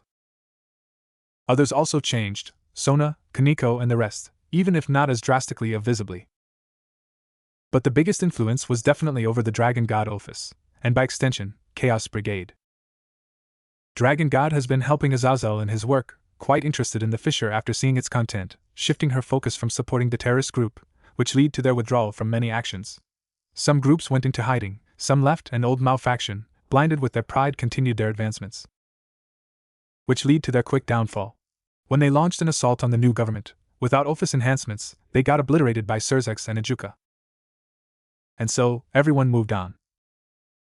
Until recently, When Azazel became quite excited, despite clearly overworking himself, his napping during lessons and dark bags under his eyes were almost unbearable. Then one day, he didn't come to school at all, without notifying anyone. The next day, today, he came back, apparently taking that unexpected day off to recharge his batteries. Rested and full of energy, he could finally share the wonderful news with them. It's finished! Holy shit! Azazel wasted no time at all. After notifying Occult Research Club, he passed the information to Form Mao and rest of Grigori, as well as the Heaven, despite knowing they would likely not participate. Still, project was completed, so he had at least report that. And so, after school they all gathered, Occult Research Club, with their new member, Rosweiss, as well as Sona and Irina, and with Azazel instructions on the magic circle, they teleported to the fissure in the dimensional gap. I know my house was rebuilt in a single night, but this is on an entirely different level, Issei stated after initial shock, as he and the rest of the group got out of the magic circle and started looking around. So you weren't just researching, huh? The fissure was floating in the exact same spot, unchanged. Unlike everything around. Previously, there was just an empty space and raw stony ground. Now, there was a spacious room, with polished marble floor, covered partially by fancy carpet. The hall was built around the fissure in a roughly round shape. Floor was split into two levels. The first one, around the fissure placed upon some device akin to a pedestal, was more spacious and lowered by a few feet, covered in a fluffy carpet, with short stairs in symmetrical order leading up. The second one, a marble passageway, was placed around the first in annual shape, leading around the resting area to windows and doors. Walls were tall, well over a few meters, with large windows made from thick glass, and ornamented wooden doors leading to other areas of the building. The ceiling itself was dozens of meters above their heads, shaped like a steep dome, with a crystal chandelier hanging from its center. The couches, chairs and pillows were all placed on the lower floor, around the fissure, providing quite comfortable spot to sit, relax and watch. You're here. Finally. Ophis was sitting on one of the large pillows below, snacking fancy cookies from a porcelain bowl. Clearly not the first one. Presence of the dragon god was not a surprise to anyone. They knew she was helping Azazel with the fissure. What was more intriguing at the moment was, where did you get the cookies? Kaneko asked bluntly, eyeing the bowl with a hunger in her eyes. The kitchen. Rias and Sona turned their heads toward fallen angel governor. You build here a kitchen? Kitchen, bathroom, bedroom, there is even a nursery and gym, both with full equipment. Azazel pointed towards different doors, while counting the rooms. It was better to give a quick overview now, than explaining later. Hell, I got so absorbed by work, that out of habit, I placed some hidden rooms here. But why? You know, snacks, breaks, bleeding nose, he counted the possibilities. List goes on. Who knows how long we'll spend here, or what we'll experience, so it's better to be safe than sorry. Still, hidden rooms seems like a bit too much preparation. Suddenly, Surzex interjected into the conversation. Brother, you're here already? Asked Rias, clearly surprised by early arrival of one of the Formel. Next to her, Sona turned pale white, so she asked in her place. Does that mean? Surzex nodded to the unspoken question, as Sona started looking around in unease. We arrived soon after Lord Azazel notified us, said Grafia, stepping next to her husband. Still, with KS Brigade in shambles, us and Ophis here, I doubt we'll need those hidden rooms. As I said, a force of habit. He said that, but mischievous smirk formed on his face. Besides, who said they are only for hiding? Rias was intrigued by that, but decided to not speak more of the matter. Most of his reasons were sound, even if exaggerated. Besides, they spend with Fallen Angel quite some time and build up a comradeship, so even if he had some hidden agenda, they trusted him to some degree. But most of them didn't even pay that much attention to the conversation, instead dispersing around the room and taking in its interior and all luxurious details, so Rias and Sona decided to join them and check the room too, just to be safe. In the meantime, Azazel, Surzex and Grafia continued their own talk. It took them a moment to check every part of the room. It didn't seem like there were any secret rooms right here. Neither of them went to other rooms to check their content, at least yet. Aquino moved to the windows and took a look outside. It was the same kaleidoscope swirl of colors as always, though she quickly catched something else. Whole building was engulfed in protective barrier, which explained why none of them was affected by negative energies of dimensional gap. In quite strong protective charms, she whispered to herself, taking a look at symbols which were engraved at the window's frame. But those are not just demonic and angelic symbols, seems like Nordic and Greek as well. Azazel did ask me for help, stated Ross wise. He went to Lord Odin as well, so who knows what else they did here. Aquino had a bit mixed feelings to that, still remembering the playful and perverted chief of Norse mythology. He was not bad, but clearly a bit mischievous. I see. Meanwhile, Rias and Sona, along with the males of the group, moved downwards on the stairs, intended to take a seat on the pillows or couches and wait for their superiors to finish talking, to start watching this show once more. But before either of them made it to their chosen spots, So-chan, a living magical girl missile launched from the pile of the pillows towards Citri Eris, hooked her arms around her neck and did a whole spin, before losing momentum and engulfing embarrassed girl in tight hug. It was none other than Seraphal herself. Sister Sona sighed in annoyance, though it was not as severe as usual. After watching the adventures of Naruto last time, her sister came up with brilliant idea to gain more popularity, records her own hentai series. Idea indeed was brilliant. After all, nudity and gore always attract views, but Sona had to hide any copy Seraphal sent her. Even with her effort, it somehow leaked to human world. I see Chan. Petite Mouse suddenly called to Red Dragon Emperor, who moved behind her to nearby large pillow. How was the newest episode? Didn't received your opinion yet. Pretty good, he responded, sitting down and raising a thumb up in approval. Though I think heroin should be more resistible, not yet breaking. Better pay off for the long run. Aha! That's why we included aphrodisiac idea. We can easily sign this off as effect of a drug, not actual mind break. Huh, that's good idea. Though what would lead to actual breakthrough? It was already pretty hardcore in second episode. Well, we still have to brainstorm through the ideas, but currently in the lead we have either a festival-free use, or electric torture. Sona just hid her bright red face in her own hand. Being in the middle of a hardcore hentai discussion, with people around, was too much for her. Even Rias had a small blush on her face, pressing and rubbing the base of her nose in annoyance.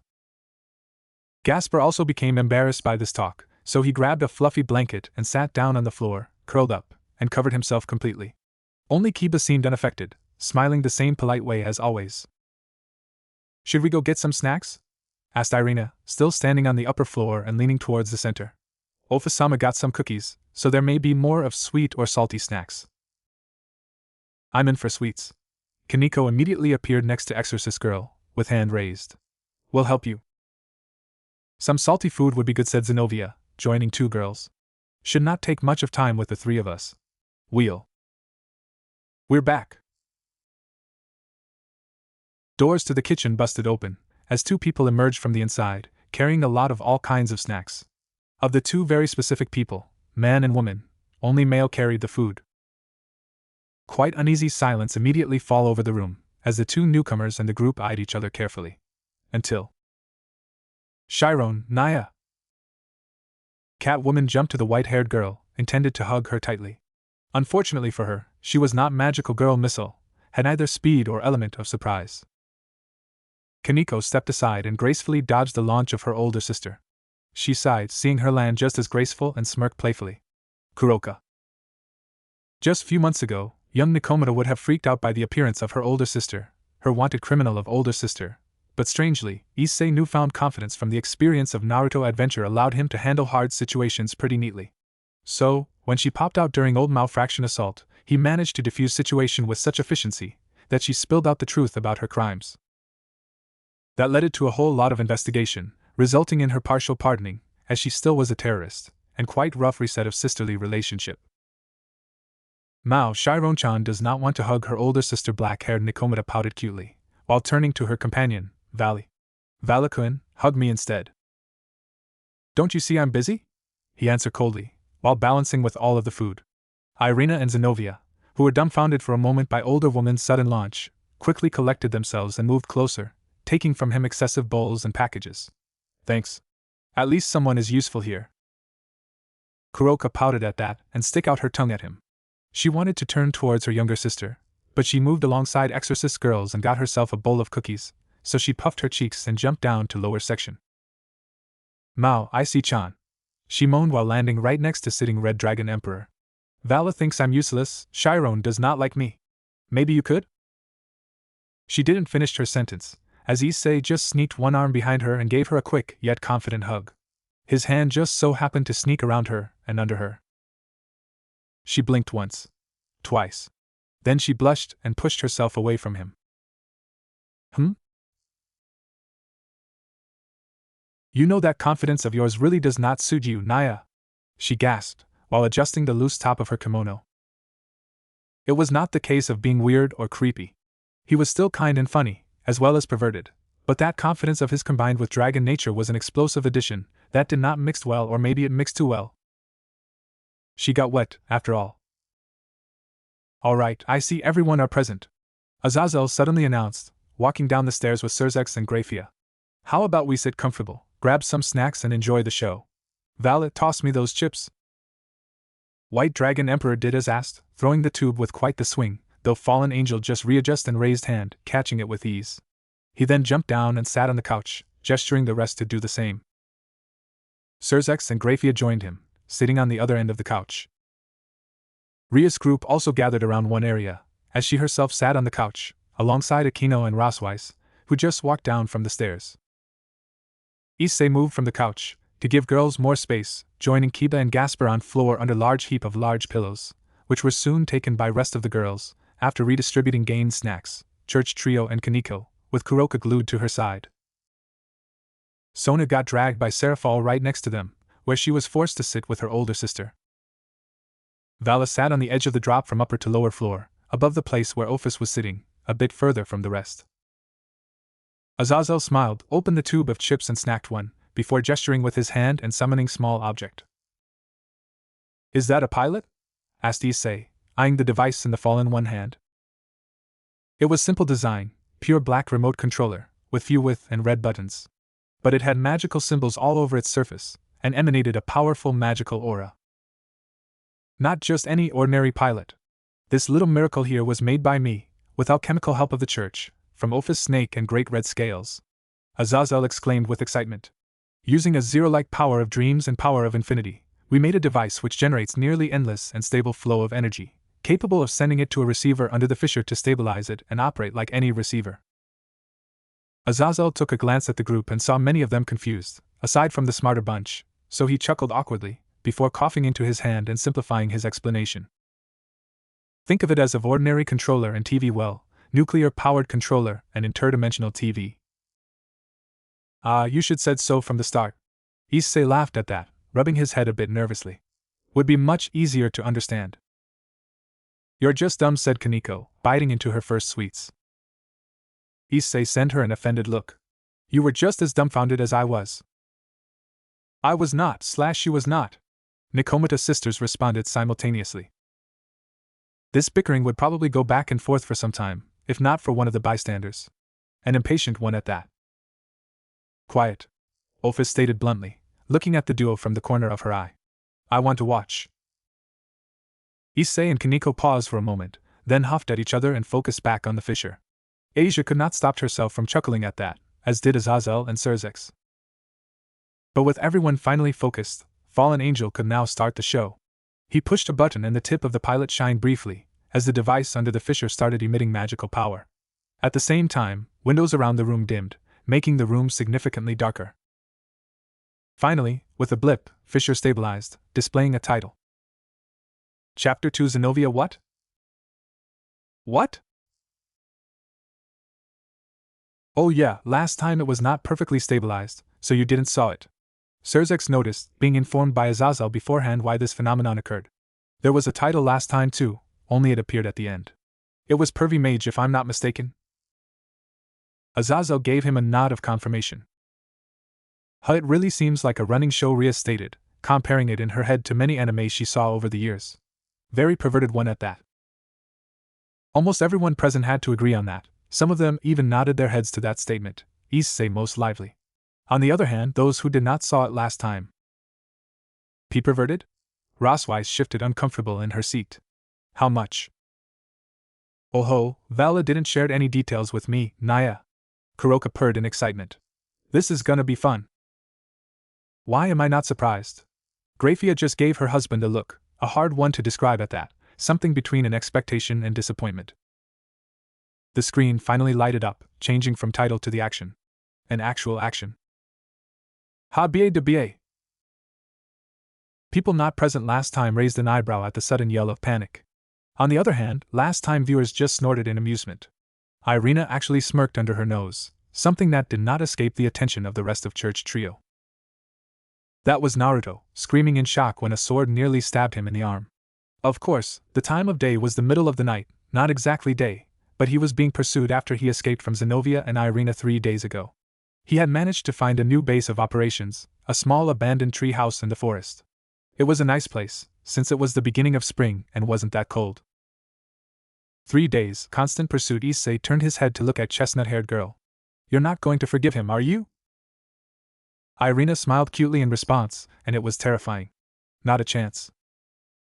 Sitting next to her, Asia and Zenobia chuckled nervously at that. They noticed how the last time affected Irina, so they were not surprised by the ferocity the girl displayed in the support of her counterpart and her pursuit of payback. Frankly, they were not exactly sure if she should join them in this viewing, and not just because she was a pure angel. Well, to be honest, don't you think it would be better to just let it go? Zenobia asked her friend, freezing her for a moment. I mean.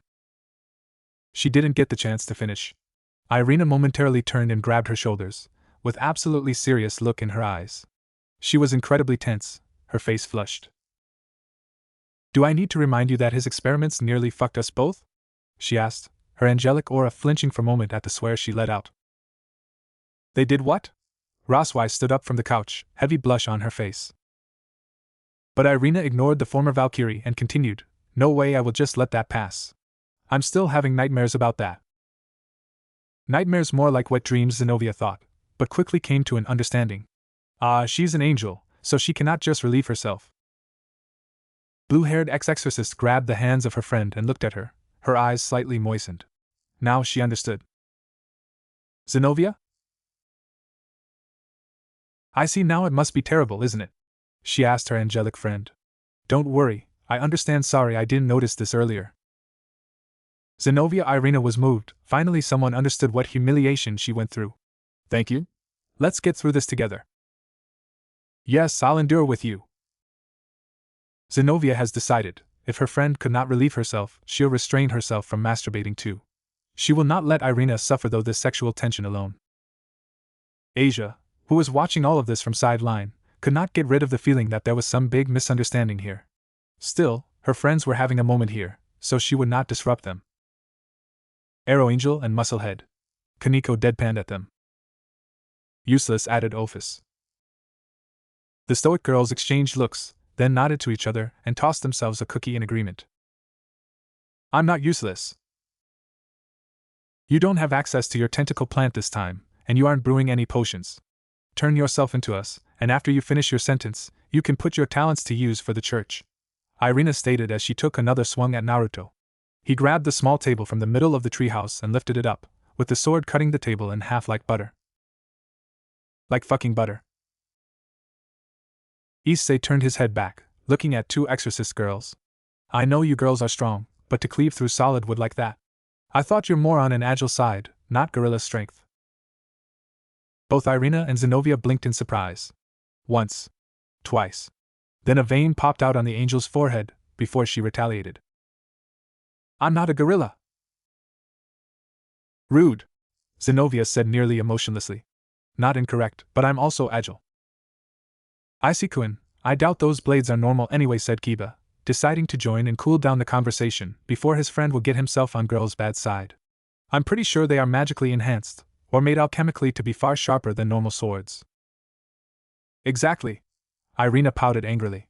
Just because we're not allowed to use Excalibur fragments, does not mean that church will send us after mages with something that, when faced with magic, could summarize the plain metal stick. Meanwhile, Rosweiss was turning her head in anxiety to other girls. Excuse me, but can someone finally tell me, how much perverted is this going to be? Oh, don't worry, started Akino, putting the Valkyrie on ease. I'm pretty sure you'll see soon enough. Those words did not put her on ease. I see you're still angry. You bet I'm still. I can still taste tentacle in my mouth, I can't forget it. Now when I smell seafood, my crotch gets wet. Irina shouted as she rushed towards Naruto. He jumped out of the window and grabbed onto the edge of it. He looked down to see how far the drop was, and he let go of the ledge and landed on the ground moments later. Much angrier than I was before learning that. Irina finished her sentence, as she started blushing heavily. Instinctively, she pressed her thighs together. How is that even possible? Reflex, or rather instinctive body reaction, explained Azazel, is what I would want to say, but that would require quite a lot of repeated experiencing of the same stimulus. Which did not happen, summarized Kaneko, chewing another cookie. Maybe she's just sick, pervert? I'm not. Oh, common. It's nothing to be ashamed of, Naya purred, black-haired Nikomata, stealing some sweats from her sister. With quite the trouble. Everyone has that one thing that turns us more than the other. Irina grabbed one of the smaller pillows from her side, then stuffed her face into it, and let out all of the frustration within herself. As loud as she could. Gra. Ha ha ha. Seraphal laughed joyfully at Angel Girl's reaction to all of the teasing. Don't worry, we'll not tell Michael-chan about this. That's not the point. Sona leaned to the side, to have a better look at Irina and gain a bit more space from her sister. All of that aside, this body reaction is very likely. That will wear off, I swear. Yup. Side effects, all potions could have them. That. Sochan, you're so smart. Seraphal hugged her sister closer, and just like that, her attempt to make some distance was wasted. That's my cute sis. Ugh. Hey. Someone cannot catch a break. Rias chuckled softly, already knowing the person who said that, even without visual confirmation. Hey. Naruto turned and saw Zenobia standing behind him, and she had a hand on his shoulder.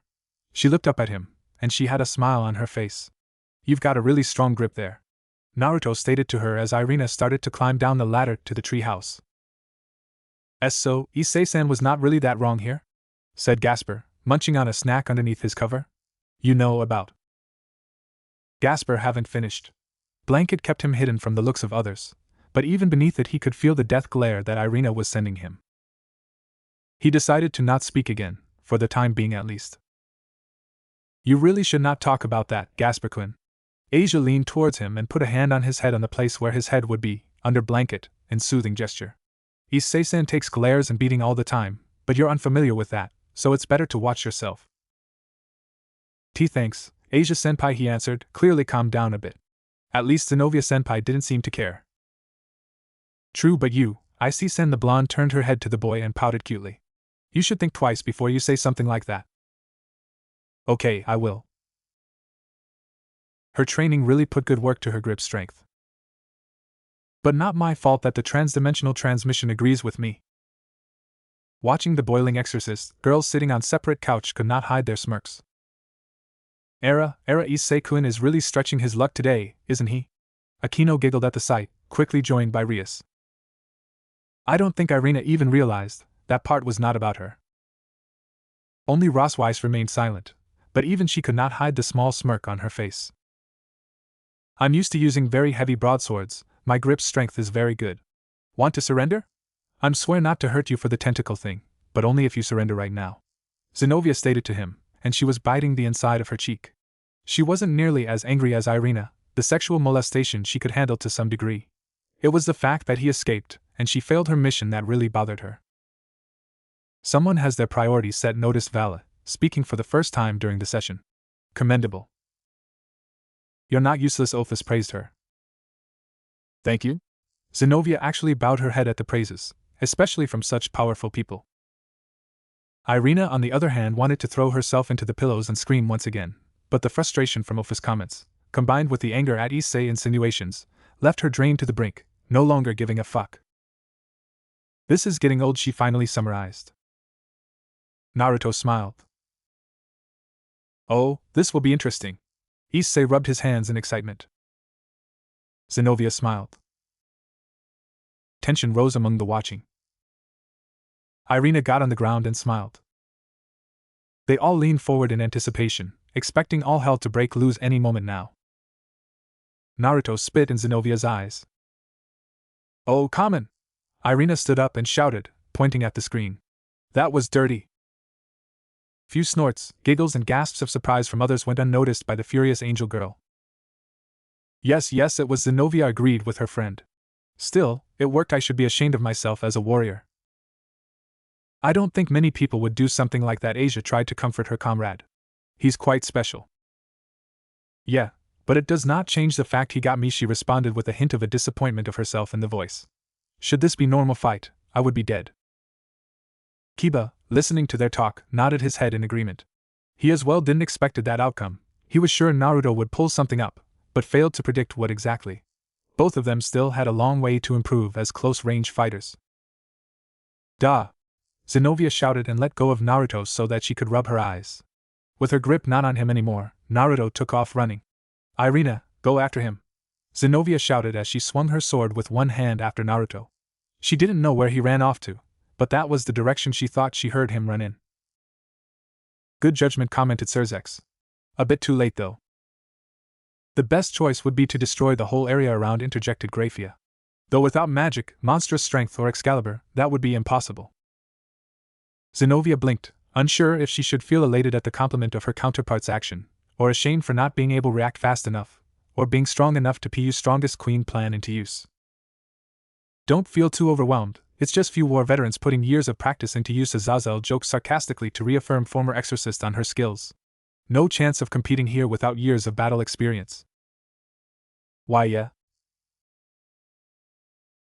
Irina chased after Naruto. Go me! Naruto grabbed some leaves from a tree and he pulled a small vial out of his pocket, and putting the leaves in his mouth he started to chew them up. He yelped when Irina ran around him and cut him off, before she started to run towards him. Nice! Chestnut-haired cheered her counterpart. Don't stop now, me? Actually, can we just stop and admire the fact that he's seemingly making a potion on the spot? Rossweiss noticed the impressive part, looking at the screen with amazement. While being chased by an angry girl with a sword? Won't be surprised if it is not his first time making potion while being chased, Issei clarified, while taking a peek at Exorcist Duo, chuckling under his nose. 'Cause this certainly is not the first time an angry girl is chasing him.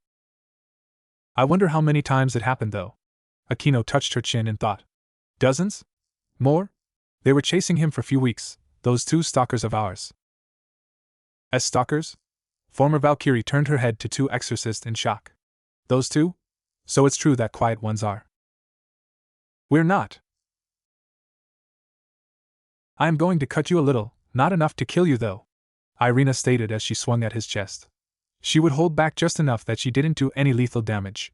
Naruto threw himself to the ground in front of Irina, and she watched as he crawled between her legs. Hey! Irina was tripped when Naruto stood back up and tossed her to the ground while standing. Hey! Irina shouted a second time when she felt some of her hair yanked out.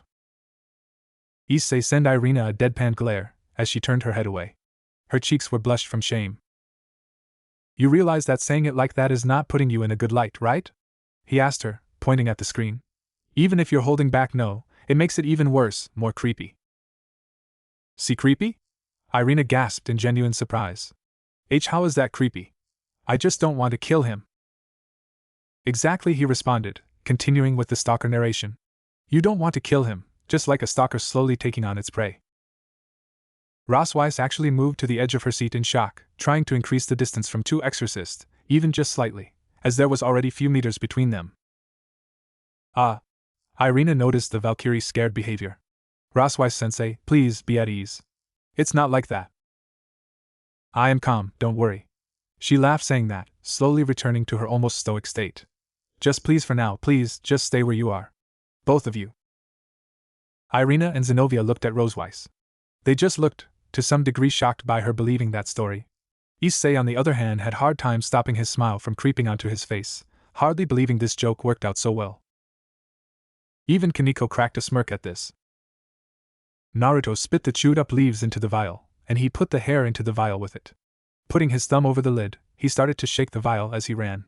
He reached into the pocket of his coat, and poured some water from a water bottle into it after mild shaking. He then returned to mixing the contents of the vial up, even while running. Jokes aside, he stole a hair from her, Sona pointed out, her lips still forming a small smirk, and mixed it into this potion. That could result in some nasty effects. Irina turned to Citri Eris. And nasty effects? Or it could be just a potion that affects you only. She proposed another idea, leaving previous aside. She was already guessing what effect it could be, possible not a nasty one, if she had to bet on it. Pay me no mind. You can't just drop a bomb like that and leave it. Irina pouted at that, feeling like she's being made fun of. Sona, I didn't expect you to show that side of you, teased her Aquino. So sadistic. I'm not, just unsure what kind of effect it is, she clarified, nodding her head to Irina in an apology. Don't want to spoil it with my theories. So-chan, you tease. Naruto turned so that he was hiding behind a thick tree, before he jumped into a bush that had some wild berries growing out of it. He needs more time, Rias deduced from his course of action. Or a bit of rest, to finish the potion. Irina looked at red-headed girl, then turned to the screen and started cheering her counterpart. Come on, me! You cannot let him escape. He went this way. Yes. He won't escape us for long. Zenobia called out when she and Irina got to where Naruto was hiding, not seeing him right away. Zenobia looked at the ground, and she saw Naruto's footsteps rounding the tree. Nice, Zenobia! She cheered up her friend. We'll get him this time, you'll see. Zenobia was a bit more skeptical at that, after seeing how he outmaneuvered them previously. Kiba, as fellow swordsman, seemed to silently agree with blue-haired girl. Gasper suddenly perked his head out from his blanket shelter. If he managed to defeat you so easily last time, how can you be certain this time it will end differently? Irina looked at the boy. It was not malicious or angry glare, but Gasper got intimidated anyway. She actually pouted at him for that. He's just been lucky this time, we have the advantage. Jayakun is right though, Kaneko stood up for her vampire friend. Besides, it does not sounded like you convinced yourself, aside us, about beating him. We'll see about that. She reassured her conviction. I'll go that way, you keep around the area. Irina saw where Zenobia was looking, and she rushed towards where the footsteps started to go. Oh no, Ria sighed, seeing such classic development, remembering what happened previously. You split. You never split in such situation. Oh, common! Irina seemed to finally snap from all of the lack of faith in her. She shifted in her place, rising up a bit, to have a better view at the Gremry heiress. How all of you could have so little faith in me and us. How can you two commit such cliché mistakes? Red-headed reversed the question, clearly incited by such blunt obliviousness. Is it the lack of common sense? It must be the lack of common sense. Clearly agreed Issei, alongside the vast majority of people present. Irina pouted with teary eyes and face blushed in anger, showing a comically cute expression, while Zenobia just tried to be as invisible as possible, turning her head away and covering face with her hand. Azazel alongside the Mao pair were the only ones who didn't took a side there. Useless. Ophis had to add her own 2 cents to the argument. Naruto got out his lighter and he lit it, using it to heat up the contents of the vial. He peeked through the leaves of the bush and saw Zenobia start to walk around the area, paying attention to her surroundings and looking behind each tree. Using his toes to hold the vial, Naruto used one hand to heat up the contents with the lighter, and his other hand got his book out. He flipped through the pages silently, and he saw what he was looking for. Pulling a small bag from the book, Naruto took a pinch of powdered material, and he sprinkled it into the vial. So, he was lacking an ingredient, stated Sona, bringing almost everyone's attention back to the screen. Irina still glared at Ophis. While also needed to heat up the mixture, a lot of work under those conditions. But look at his footwork. Serafal joked with a mixture of playfulness and intrigue. He's handling the vial with such an ease. Multitasking at its finest, stated Surzex. Especially considering that potions cannot be overheated, overdosed, overmixed, and so on. Good thing the dose is small, so lighter is enough, noticed Rossweiss. Any bigger flame and it would be easier to see or hear. Yeah, Zenobia had to agree with that, with a bit of bitterness in her voice. She was not so adamant in the belief they can catch him now, but she still felt the shame of being defeated, so part of her hoped they could succeed. You're here somewhere, you won't escape us this time. Zenobia muttered as she checked the inside of a bush that was nearby the bush Naruto was hiding in. So close, Issei mustered under his nose. Want to bet something will go poorly? Sona adjusted her glasses hearing that. Doubt anyone would risk betting against it now. Hey! True. Hey! The potion in the vial Naruto was working with turned yellow, and the more he shook it, the more orange it turned. Naruto continued to add more pinches of the powder to the vial, and he stuck out his tongue and dribbled some of his saliva into the vial. It went from dark yellow to orange instantly, and he grinned. He added his saliva? Yuto asked, a bit confused at the addition. Graphia put the fingers under her chin in thought. So, the potion could be to affect himself. Guess I thought correctly. Sona reaffirmed her own bet in her mind, looking for more details. And she quickly got them. Naruto poured most the contents of the potion into his mouth, and swallowed half of the potion. He quickly grabbed one of his own hairs and plucked it from his head. Naruto put the hair in his mouth as his body started to change, and he switched the potion around in his mouth. That's quite creative and efficient way of mixing potion. Azazel chuckled under his nose. Or rather remixing it. Irina's eyes widened up at the sight of the changes the boy was going through after drinking the mixture. Wait, that's... He shrunk in height, his body became more feminine, his hair started to change color and grow out. His eyes turned from blue to purple, his penis shrunk until it changed shape into a vagina, inside his pants, and all of his body changed shape until he was a perfect clone for Irina. Naruto put away all the things he worked with into his coat pockets. Naruto reached up and used some string from his pockets and tied up his hair into twin tails. Me? A transformation potion, Sona confirmed her guess. Good idea only. Clothes will betray him, Rias finished her friend train of thought. It could work as a distraction, especially since he tied his hair up in similar manner. Irina looked at the screen with fervor in her eyes. She remembered that last time they were here, he claimed their hairs for the same exact purpose, but seeing it in person was different than just hearing about it. Now she really rooted for their counterparts. I can hear you.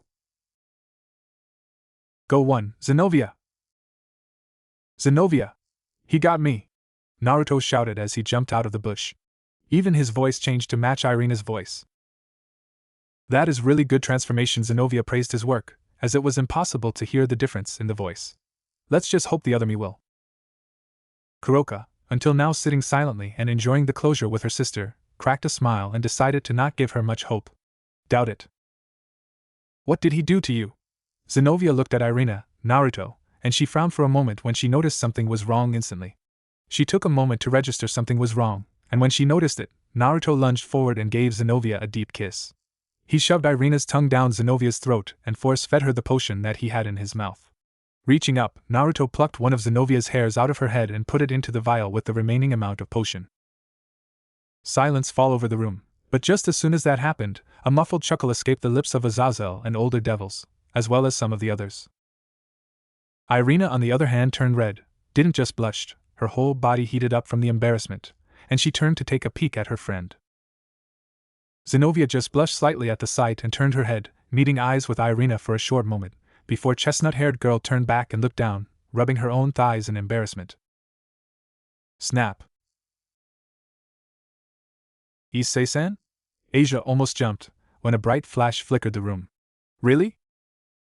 Issei just took a picture. What, it's hot. He defended his action with pride, turning to Irina and Zenobia. Besides, I doubt you two would make out here, so it's exclusive material. Rias just sighed in resignation. There was no correcting Issei anymore. What worried her was that immediately after, both Gasper and Kiba leaned towards him to take a peek at what he got. Kuroka did the same, dragging Kaneko with her to see it as well.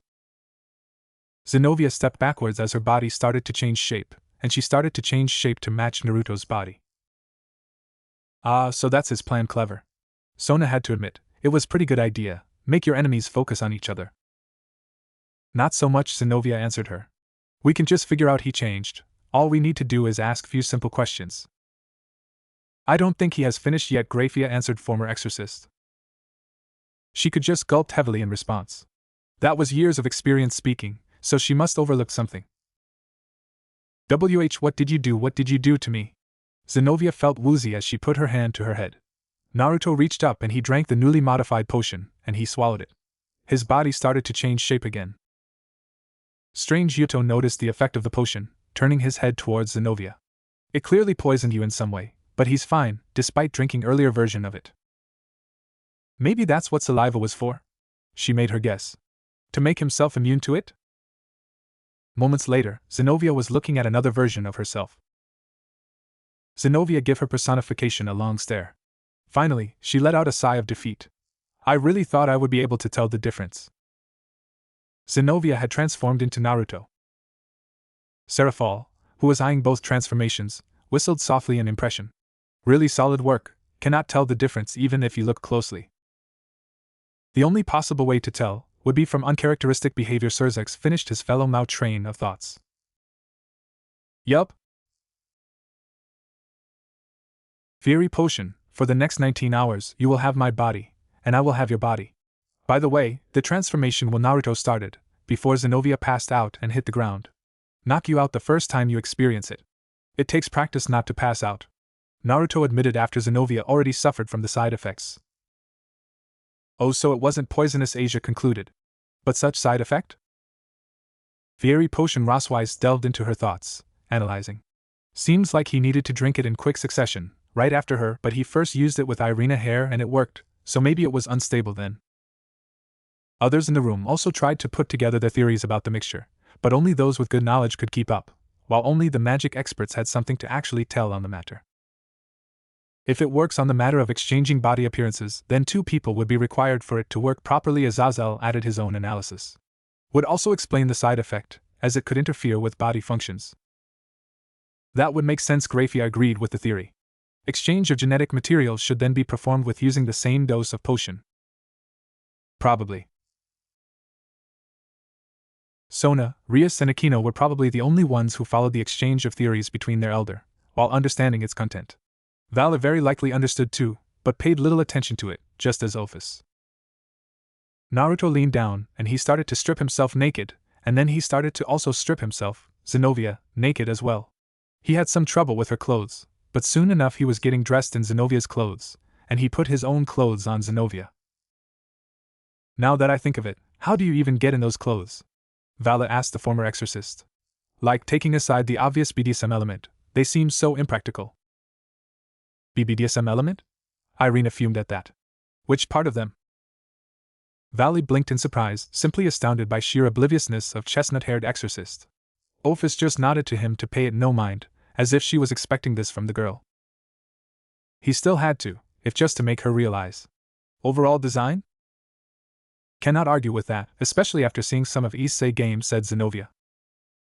Zenobia? But they are comfortable to wear and enchanted with magic. It's easy to move in them and any injury can be easily spotted on the tight material. She count the pros of the outfit. On the bad side, they are pretty revealing, especially other versions, and they are a pain in the ass to put on and off. Even Irina had to agree to that. Naruto stood up and grabbed Zenovia's sword, before put a gag in Zenovia's mouth and tied up her hands behind her back.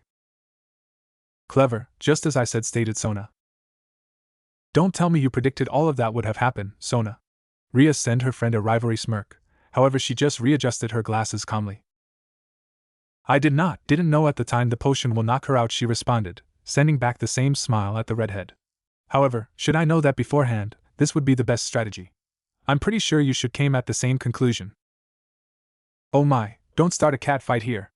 Aquino didn't even pretend to fight back the urge to tease those two. Go So-chan. You got him. God, please no, Irina hid her face in hands, blushing from embarrassment. It took another 10 minutes, but Irina did show up when she couldn't find Naruto in the direction that she had gone off in. Naruto coughed into his hand, before he nodded to Irina. This was beyond embarrassing, she just wanted to disappear, delve under those pillows and melt away from all of this shame. Especially since she already could feel what was coming. Yup, just about. You are useless, Ophis stated, this time with an actual sentence, than just single word. Now. Strangely, Asia finally pouted angrily at lowly dragon god. Ophis-san, please, could you stop repeating that over and over again? She asked, though aside from furrowed brow, she didn't exclude any form of anger from herself. It does not feel good, hearing that constantly. Irina raised her head and looked at former nun. Asia. Not my fault that the transdimensional transmission agrees with me. Infinite Dragon repeated Issei's own words from earlier, then returned to her cookies. At least she is helpful in other situations, unlike someone Vala decided to speak his mind up, glaring with irritation at the black-haired Catwoman on the other side. Kuroka catch his gaze and just stick her tongue out at him. I did. God's grace led me to find him hiding in the bushes. We've got him. Let's hurry before he wakes up. Naruto started, before Irina kicked Zenobia in the nuts. Naruto winced at the blow, while Irina clapped her hands together, satisfied with herself. Thankfully, Zenobia wouldn't be awake for another hour or so when the side effects wore off. When she woke up, she was going to be in for a very sore surprise. Unneeded. Let's take him to the holding cell. Naruto used Zenovia's more monotone way of speaking and grabbed Zenobia and hefted her over his shoulder. Every single male in the room grimaced. Even if it was Zenovia who got kicked, the image was of a boy. First off, good acting. Kiba decided to praise Naruto's skills. He makes sure to use almost identical voice tone and the same no bullshit approach. Second, was that really necessary? Asked Azazel, of all people, being a moment quicker than Issei. Actually, he already said, no, it was not. He got me molested by tentacle monsters, took my J-juices and stripped me naked. Irina responded in both anger and embarrassment. I deserved at least this one kick. Thanks. By the way, Zenobia responded to that in a monotone way. This is going to be felt even after waking. Angel Girl turned to her friend with troubled expression, but then closed her eyes and make one deep bow. Sorry. He noticed that Zenobia had some pretty damn strong arms, when he noticed that this body didn't have a problem lifting a grown man. So gorilla strength, Issei pointed out with a victory. Zenobia didn't deny, actually nodding in agreement. Yes, but with agility. Much later. Oh great, I can already see what's going on, Irina stated, as screen flickered and moved to different scene. I'm telling you, I'm Zenobia. Naruto switched us, he transformed me into him, and he transformed into me. I'm not him. Zenobia shouted out as she grabbed the bars of the holding cell. She woke up, only to find herself in the holding cell with nobody else around. Whenever a guard showed up, she would shout at them to try and get them to believe her.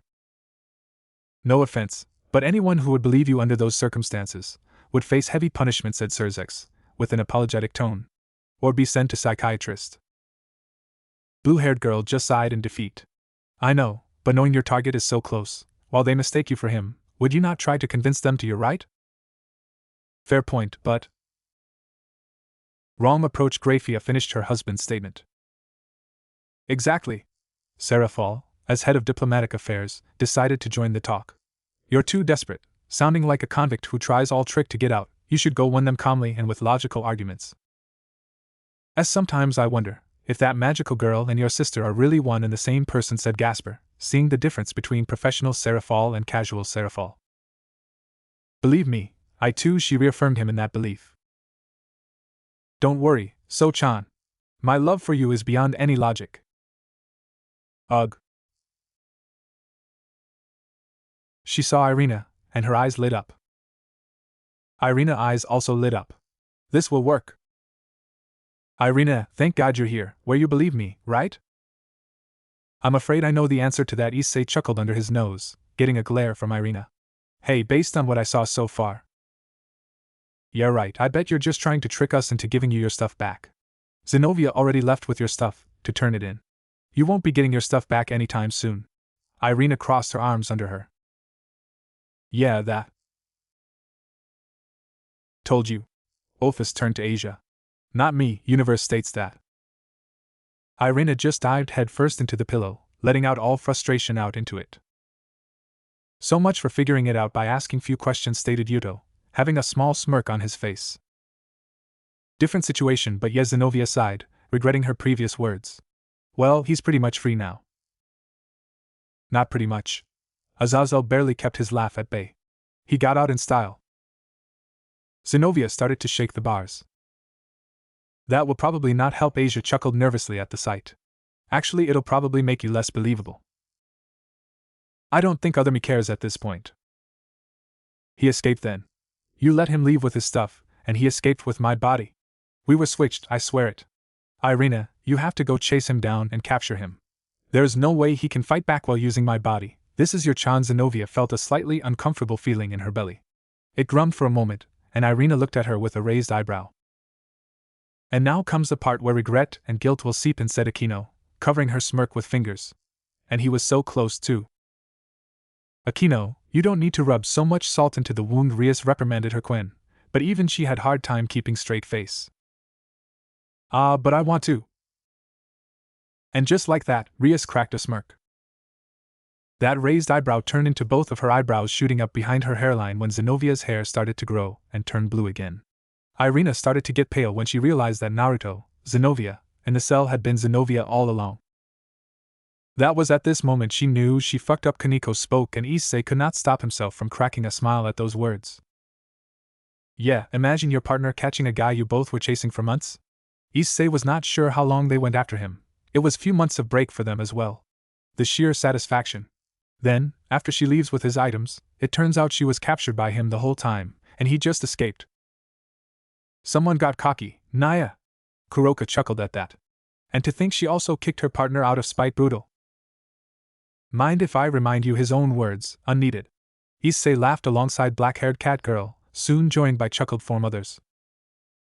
Irina and Zenovia did not laugh. With Naruto. Oh my, it's not over yet! Red Dragon Emperor exclaimed suddenly, as scene changed on the screen. Wait! Hiheo, this is nice. Naruto, still as Zenovia, sat back in his newest hiding spot. He was already naked as Zenovia, and for the past 50 minutes after he settled in, he had been experimenting and feeling up Zenovia's body. He really liked touching her and the feelings they gave him, and using her hands to just run over the rest of her body. Of all people, it was not Irina and Zenovia who were most embarrassed by Scene's situation. They did turn red, but the NR.1 spot has been taken by another. I am proper! Shouted Rosswise, red as a tomato. Absolutely shameless, no dignity at all. Naya, ha ha! Kuroka laughed at the scene of false Zenovia pleasuring himself. He's a winner and just claims his prize. Perv. Kaneko deadpanned glare landed first on the screen, then on her sister. You too. Don't be like that, Chiron. On the other hand, Sarah Fall engulfed her sister in tighter hug. So-chan, don't you want? Stay away. So-chan. He was looking for the spots of her body that felt the best. Zenovia averted her gaze in shame. Not only everyone will know her most pleasurable spots, but also. This was a good chance to use Zenovia's DNA and her body to experiment with some of his potions, and so far he was finding out the results of some of the potions he had been unable to test on his male body. He was already far away from the church, and as his transformation started to fade away, he knew that Zenovia was also transforming back. He grinned to himself at another successful escape. He got more info on them, alongside some additional experiments done to disrupt them again. She was ashamed as a warrior. Irina joined her in this let-down state, and remained in Asia's hands to comfort her friends. There she patted their heads in warm, mother-like fashion. Not only did he escape, but now he knew the spots on Zenovia's body where she was most arousing for her. Azazel grinned at that. This pervert really was a genius in his own right. Oh, how I want to meet him, not possible, I guess, but seeing more is a must. A bonus to the escape. And with that, the Fisher screen turned off, waiting for another input. Chapter 2 Zenovia what? The end. That was entertaining. Grafia actually cracked a smile after the show ended. Must say, I do wonder what he will do next. My dear, you interested in perverted stuff? Sirzek's meet sharp and angry glare of his wife red eyes for that. Lewd or not, it's an interesting look at alternative universe. I do want to see more. Me too, Naya. Kuroka sided with silver-haired maid. Though I would not mind to see more of that perverted stuff, some of it was pretty arousing. Saying that, she licked her finger in seductive manner. Perv sis. Oh, spare me this, Chiron, she purred at her sister. You cannot tell me it was not interesting to you, Naya. It was not. She avoided looking at her eyes. Oh, you cute little liar, you. This was absolutely shameless. Rossweiss was trying to calm herself. I'm absolutely not looking for more.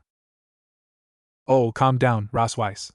Rias put her hand on her shoulder in soft gesture. It's alternative universe. We may learn something useful from this, and it's pretty funny.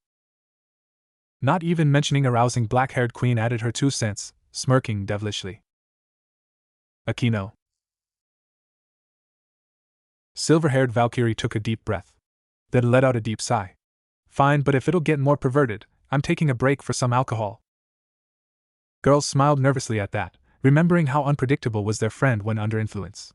Still, they didn't say no. Oh, cannot wait to see what this mad lad will do next, Issei exclaimed with quite the enthusiasm. Enthusiasm, which was supported meekly by Gasper at his side. Irina and Zenobia glanced towards excited Red Dragon Emperor, fire lighting up in their eyes. Despite all of that, they still had hopes for their counterpart's victory. Azazel. Monotone voice spoke powerfully through the room, as everyone's eyes turned towards its owner, Ophis. Next, please. And more cookies. Okay, how could someone this small eat this much? Irina and Zenobia just returned from the kitchen, each holding a few bowls of sweets and packages of salty snacks, having taken the empty ones. They did not wash them yet, just piled the bowls in the sink and threw out empty packages, intending for it to be clean on longer break. One thing they were certain about: they would not run short with food and drinks anytime soon, even with someone with such great appetite as Dragon God. The storerooms were ridiculously large. And speaking of the glutton, she already extended her hand towards the exorcists, expecting her bowl of sweets. Valet just sighed and quickly moved to the girls for it, seeing as they were already overloaded. He took the bowl and places it into Ophis' palm, as the rest was distributed among others. Irina and Zenobia sit again with Asia. Dragon lowly bit into her new cookies, taking a peek towards Azazel. Next, please. Well, at least she asked politely, he chuckled nervously, taking the controller into his hand. Then let's continue. Chapter 3: Being Butthurt and Dolphins. Sona blinked after seeing this and readjusted her glasses. She then took one more look at the name of this episode. Seraphal seemed just as puzzled. Those are just two random things, thrown together into a tittle, said Issei. Yeah, and to be honest, that makes me worried, Irina chuckled, feeling in danger. Other girls chuckled with her, aware of the infinite possibilities of how this perverted alchemist could be related to being butthurt and a little confused about how dolphins would be involved. All but the two Citri sisters. They were either confused or giggled at the title. They just looked at Irina, genuine worry in their eyes. 4 days. That long? Asked Irina. Really, Zenobia? You're surprised? She answered with slightly raised voice, making Irina smile sheepishly in a sort of an apology. Well, you said it yourself, it's impossible to distinguish real deal with the transformation. Yes, but it still stinks. It took 4 days for Zenobia to forgive Irina for allowing Naruto to escape them when they could have gotten him, if only somebody had believed her. Not only did he escape, but he escaped with her first kiss as well. Not that her first kiss even mattered, since she was going to stay an exorcist her entire life, and use her body in the service of the church that adopted an orphan like her. In that time, a rogue devil had appeared at a local beach. At least, there were rumors about a strange monster appearing at the beach at night, and there was a confirmed report of a rogue devil in the area near the water. Well, that idea aged like a milk. Issei pointed out her decision of staying an exorcist. Both of them, actually. Not by my choice, mind you. She pointed the fact of being kicked out from the church. As for using my body, well, being devil means near immortality, but everyone wants to leave something behind when they'll eventually be gone. You really aren't moved by losing your first kiss? Asked Asia, slightly changing the topic. I would be more concerned. Meh, just a detail, she answered, taking a look at the screen. Past me says it does not matter, cause I'll remain in church service now. I would say next one could be much better than first. I see. Nobody's going to address the Rouge Devil topic? Asked Yuto. Kaneko turned her head towards the knight, with her sister looking at them curiously. You think how big are chances it's Naruto's doing? I would say big. I said I was sorry. Can you please talk to me? It will be hard to track the stray devil without you talking to me. Irina begged Zenobia. She was truly sorry about her mistake, and she smiled when Zenobia just sighed and nodded her head. I'll look at you, you two softies. Seraphal broke her dead silence at the sight of blue-haired girls sort of forgiving her friend. Sort of. Now, just hug each other, then give yourself a big smooch. Hell no! Why? Both girls reacted at the same time, turning their heads towards Leviathan, who just winked and stuck out her tongue. Would be pretty hot. Issei just had to fuel to the fire. Both Exorcist girls turned with a deadpan expression towards Red Dragon Emperor, while Magical Girl did so with sparkle in her eyes. I know, right? Sona didn't even sigh, just rubbed the base of her nose in irritation. She was certain, felt it in her gut, it would not be the last time that feeling will be surging in her. She had failed the same mission twice now. And overall, failed more than few times, stated Issei, but just as quickly he grabbed his chin and started to wonder. Or maybe it's in dozens already? Won't be surprised, said Azazel from the other side. Especially with what we've seen so far, and how he performed. This is our second failure, on a mission that should have been easy. Guess we're way more suited to monster slaying. Zenobia just wasn't as intelligent or creative as the man they were trying to capture. Even when they were chasing after him without it being a mission, when they heard rumors about him and just went after him to stop him from causing problems for the public. Now it had been 2 failed missions. It weighed pretty heavy on her mind. Rias nodded her head and looked towards Zenobia, understanding how frustrating her own failure must have been. At the same time, she saw the problem with this mission, that is the overwhelming trickiness of their opponent. Sometimes, area of expertise was the winning or losing factor in a matchup, just as being a jack of all trades not always guarantee you a chance at victory. Zenobia and Irina were both good fighters, as well as loyal, but they were pretty dense and straightforward. Outsmarting them was not the hardest of challenges. Especially when they were limited by no-killing approach. You could use a bit of creativity, stated Grafia, getting attention of many around. Thinking outside of a box, how my attack can affect him, if I cannot hit him directly, how to distract him, and so on. You are a good fighter, both of you are, but you're too focused. I see, blue-haired girls responded softly, taking the advice of the strongest queen to her heart. Thank you very much. Isn't this beach known for sharks appearing this time of year? Irina changed the subject. Talk of failed missions always bums Zenobia out. Smooth, Kaneko noted, opening a chocolate bar. As Kuroka leaned forward, trying to steal a bite out of it, she snuck it closer to her chest in protective manner. Not so smooth. Hard to not get alerted when those large melons are being pushed on your back. Dolphins, actually, they are very beautiful. Griselda took me and the other kids to the beach here once, before my training started. Zenobia explained as she walked on the beach.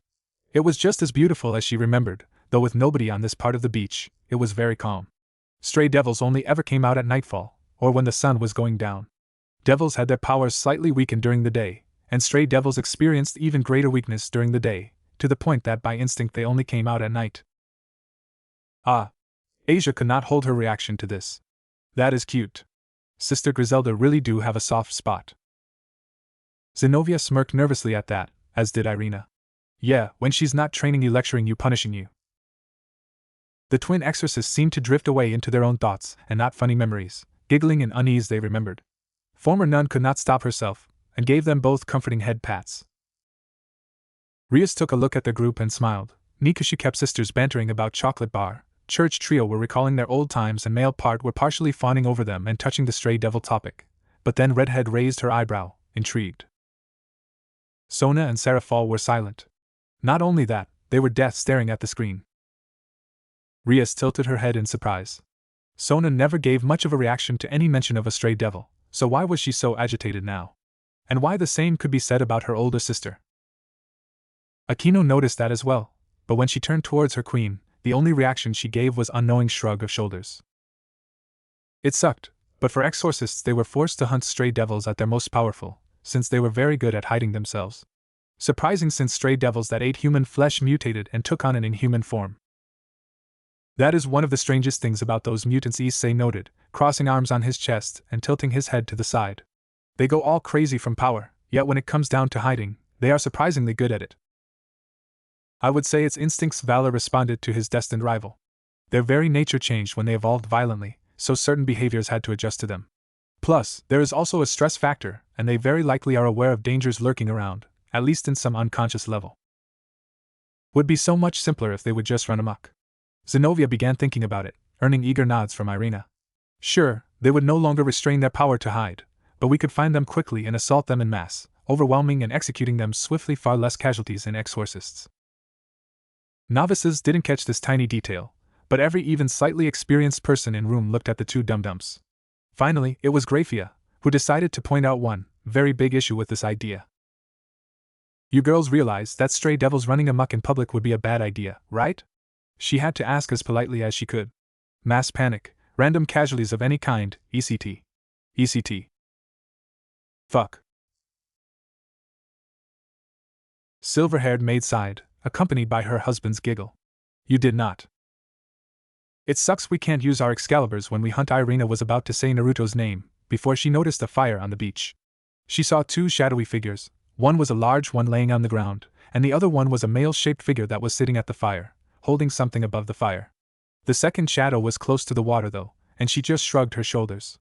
Guess we should tell those people to leave, huh? Irina interrupted herself and gestured for Zenobia to look at the fire and the shadowy people. Yup, you should, or this could get nasty, Aquino stated, remembering all the time they dealt with stray devils. Always a pain in the ass, with quite a lot of collateral damage. Issei himself shuddered at the memory of Visser, quite a beauty, at least the top half, until she went berserker. Monstrous claws, deformed chimeric body and acidic milk. Not a pleasant memory. But she did had a nice pair of pervert. Issei make a sharp turn towards Nekasha's sisters, looking at the younger one with wide eyes. Could you please not read my mind? To be honest, Kuroka interjected, all we did was looking at your face. You know you have this lecherous smile when you think of something perverted, right? He blinked in surprise, then looked around at others, seeking some sort of defense. He got a shrugs from Kiba and Gasper and nervous smiles from Church Trio. It's that obvious? Yup. Seraphal confirmed it bluntly. Kind of like a hentai antagonist. Kaneko smiled victoriously at Red Dragon Emperor. See? Damn. Eh? Zenobia squinted at the figure sitting in front of the fire. The other Zenobia did the same, her eyes then widening in understanding. Just like her counterpart, she recognized this person sooner than the rest. That figure looked familiar and recent. Wait, that's? Asia started uncertainly, getting a nod of confirmation from Zenobia before she could even finish. Oh. Irina has realized it herself as well, as she slumped into the pillows and rubbed her forehead. Oh no. Others began recognizing the silhouette as well. Can't let civilians get in the way, let's go, eh? Irina stated when she got close enough to make out the jacket on their fellow, and very familiar, teenager. Her eyes widened, and she made eye contact with Zenobia. Kaneko let out a sigh, as she bit into another cookie, cracking it in half. He's up to something again. Possible actually, very likely. Sona quickly corrected herself, as her eyes wandered to the larger figure. But what is that thing? Backpack maybe? Kiba proposed. Or some kind of cauldron, you know, for brewing potions? As they spoke and theorized, Rias giggled alongside Aquino. Next to them, Rossweiss covered her face when it hit her who was next to the fire, looking at the screen with wide eyes through her fingers. Oh no, it's going to become perverted, right? She asked, worried. Right. Azazel could not keep himself from laughing out loud at that reaction. Zenobia put a finger to her lips to tell her to be silent. It was Naruto, and this was their chance to get him. Issei crossed arms on his chest, shaking his head in disagreement. You girls just won't let go, huh? He's making illegal magical experiments in the center of the Italy, the land under direct church protection. Irina rebuked with annoyance in her voice, turning her gaze towards her childhood friend. Not to mention his perverted actions. What we're supposed to do, forgive him and go our way. Isn't it like a Christian thing to do? Not when he will repeat it over and over again. She rebuked him again. Forgive and forget, sure, if he would regret what was done and wanted to change. It's not a pass to avoid responsibility. Besides, Zenobia interjected, he still peeped and stripped people in public. There is no excuse for that. Issei did not answer. That was something he himself was guilty of, so he would rather not remind them about that right now, that they were so agitated. So basically what Issei-kun is doing, right? Dude! Issei turned his head towards Yuto, who was smiling in a purely innocent way. Uncool. Naruto sat in front of a fire, adding sand to the potion he was working on at the fire. It was yellow, but it needed to be a more rich yellow. The sand at this beach was particularly rich in the minerals that the potion needed. The shadow next to Naruto, the creature he was tending to, let out a pitiful moan, and he reached out and gave it a soothing pat on the side. It was a dolphin, a very large adult dolphin, and not only had it been beached, but it had a strange, infected bite mark on its side that dripped with an almost black venom. The veins all around the bite had turned pitch black, and the dolphin's ripped-off tail was only now starting to grow back when he gave it a potion to regrow its tail. Oh my god! Asia let out a surprised and worried gasp, covering her mouth with her fingers. The sight was gory enough to make her visibly disturbed. What could? Stray Devil Sona answered the question before the former nun could finish. No water animal could leave such a bite, combined with a black venom. Not even mentioning the missing tail. He either escaped, or this stray devil was toying with its prey. Sarah Fall deduced, lowering her voice and letting out a shallow snort. Ironic. Both Citri's sisters were on point with their assessment, even if a bit cold. None, however, batted an eye to that. Each of them had their own share of blood and injuries. But it seems that this time, troubles were not Naruto's fault, said meekly Gasper. In fact, he seems like he's trying to help him. Rias crossed her arms under her. Regrowing tail is one thing, but can he make an antidote for that venom? Don't worry, I'm going to see what I can do for you. Looks like he's at least willing to try, responded Surzex, his lips curling into a tiny smile. Perverted as he may be, he really is a good person. We got you.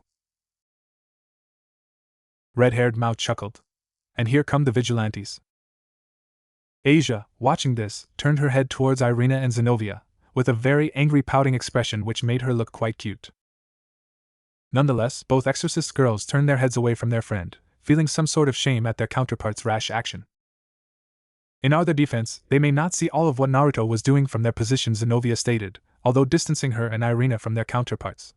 Besides, he's our target. Gasper shifted away from the girls. You're ruthless. Now, it's not that bad, started Irina. Naruto was tackled into the sand as his head was forced to the ground, and both of his arms were pulled behind his back.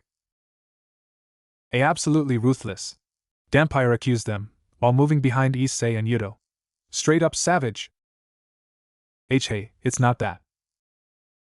You dare to deny the recorded evidence?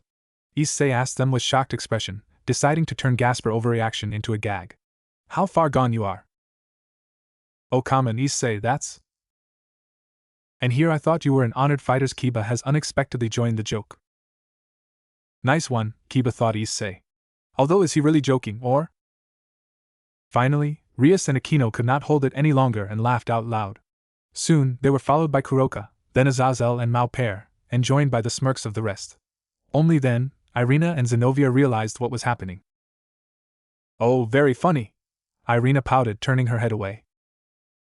Asia raised her hands and gently patted her friends' heads. Now. What? Huh? The fuck? Naruto shouted in shock and surprise as he was pushed deeper into the sand.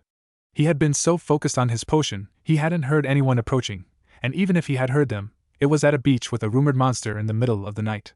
He wasn't expecting anyone to come to this beach. I'm sorry, he didn't pay attention to anything around him? Vala asked after a moment of pause to take that in. Quoting, at beach with a rumored monster in the middle of the night, he didn't pay attention. Well, Surzex tried to find out a possible explanation for blonde-haired boy apparent recklessness. Stray devils aren't exactly subtle in their approach, usually filled with their pride and greed. He may have been on lookout for that, instead of sneaking enemies. But still. Vala. Olfa's soft, emotionless voice made the White Dragon Emperor turn his head towards Dragon God. Shut up. Issei could not hold it. He straight up burst out into laughter, at the sight of his prideful and powerful rival being shushed by a lowly. World-destroying dragon lowly. So it was you. You were the one who was making weird things happen at the beach. Irina shouted out as she used her Excalibur mimic. Since this was a demon-slaying mission, she was allowed to use this sword to make a rope and tie up Naruto's hands behind his back. We got him, Zenobia. Yay, Azazel emotionless applause said all that needed to be said. He didn't even try to hide how much this outcome sucked in his eyes. Way to kill all fun. Hey. Right. Issei accompanied Fallen Angel remark, nodding his head in thought. Not to mention how underhanded this was. Common. And does she really think that Naruto just bit off the dolphin tails like that? Akino joined the teasing. Some people just jump into the conclusion right off the bat. Rias smirked awkwardly, watching her friend's teasing efforts. Irina was now close to the point of fuming, holding it together by sheer power of will. Zenobia just kept her eyes averted, still taking a peek from the side of her eyes at the screen. Azazel visibly enlivened at the short silence. Oh, seems like someone's finally catching up. He's not the monster of the beach, and I don't think he's connected to it either. Zenobia looked at the dolphin that was regrowing its tail. She looked at its bite mark, and how it had a demonic curse on it. She looked at Naruto, who seemed to be brewing some kind of potion, and she untied Naruto's hands. You can continue, our mission tonight isn't to go after you. Whatever you are doing to help this dolphin, hurry up, there's a rumored stray devil in the area. Zenobia spoke freely of their mission. The boys, that is Issei, Yuto and Gasper, alongside Azazel turned their heads towards the blue-haired exorcist, and nodded in recognition of her action. Seeing that, she could not help herself from blushing, just a little. I'm a bit conflicted here, said Valley, eyeing the situation. On the one hand, there's a stray devil out there, so freeing Naruto possibly saves his life and adds you an ally in case of a fight. On the other, he's a guy you straight up cannot catch, no matter how hard you try, so you may have just lost your one and only chance at getting him. Irina visibly cheered up at that. I know, right? Lucifer Descendant ignored her comment. Personally, I would take the risk and kept him tied. You always are so uptight and victory-focused, that's why you never got yourself a girlfriend. Azazel waved his hand in dismissal of Val's idea. He's trying to save an innocent creature, show some respect to that. Innocent? Fallen Angel Governor blinked in surprise, then looked around. He was certain he heard something somewhere from the direction of the group sitting on the pillows. Or was it just his imagination? This boy was a mage to some degree, he had to be aware of the supernatural. Not to mention, it really was not their mission to capture Naruto at the moment, and a stray devil took higher priority over Naruto anyway. Well, that is a sound logic, Sirzex noted immediately. I do admit, keeping the boy captured would be most optimal outcome, but you have to know your limits. He may struggle to get out, keeping one of them occupied, while stray devil could deal with the other, and so, all of them would perish. Irina raised a finger to argue, but then slowly let it down. Even with Excalibur fragments, if their focus would not be solely on fight, they may have met their ends. They were trained and enhanced by church and angels' blessings, but they were still humans. One fatal blow, and it's all over. Oh come on, we got him right here. We can take him. Irina fidgeted in her place and pouted. As much as she shared her counterpart enthusiasm, there was a doubt in her now. She was willing to give her life in service, at that point of her life, but dying because of being stupid and cocky? She would die because of her pride. Absolutely shameless for an exorcist of a church. Stray devil, huh? And here I thought that the monster might have been it doesn't matter what I thought. I heard rumors of a sea monster, and wanted to see if I could harvest some ingredients from it. Naruto was a little surprised that the monster of the beach was real. Naruto got his book out, and he took out a bottle of holy water. He did something there, right? Asia asked with sheepish smile. Seems like it's not related to Dolphin, but... I knew he was guilty. Irina whispered angrily under her nose, biting her nail in annoyance. And you just let him out. Hey, there is still a stray devil there. Zenobia defended her counterpart, this time with full dedication. Besides, this dolphin isn't looking so good, and only he can do something about it unless you know some healing arts you did not mention? Irina pouted again at Zenobia, confirming she did not. Injuries are one thing, but this black venom and curse seeping are true problems, said Graphia, knowing her own bit about strays. Though he seems prepared to deal with it somehow, judging by this holy water. Zenobia glanced at it. Holy water on its own won't be enough, judged Rossweiss. For curse alone it may work, but combined with the venom and seep so deep he may need to brew an antidote, quite potent one at that. Where did you get that? That's a good question. Zenobia tilted her head in confusion. Unless... maybe he took it from your things, when he changed into you in the last episode? Kuroka guessed, having a brief pause to think about what they are watching, actually. Can I call it an episode? Why not? Asked Rias, with a bit of excitement in her voice. It's almost like an anime.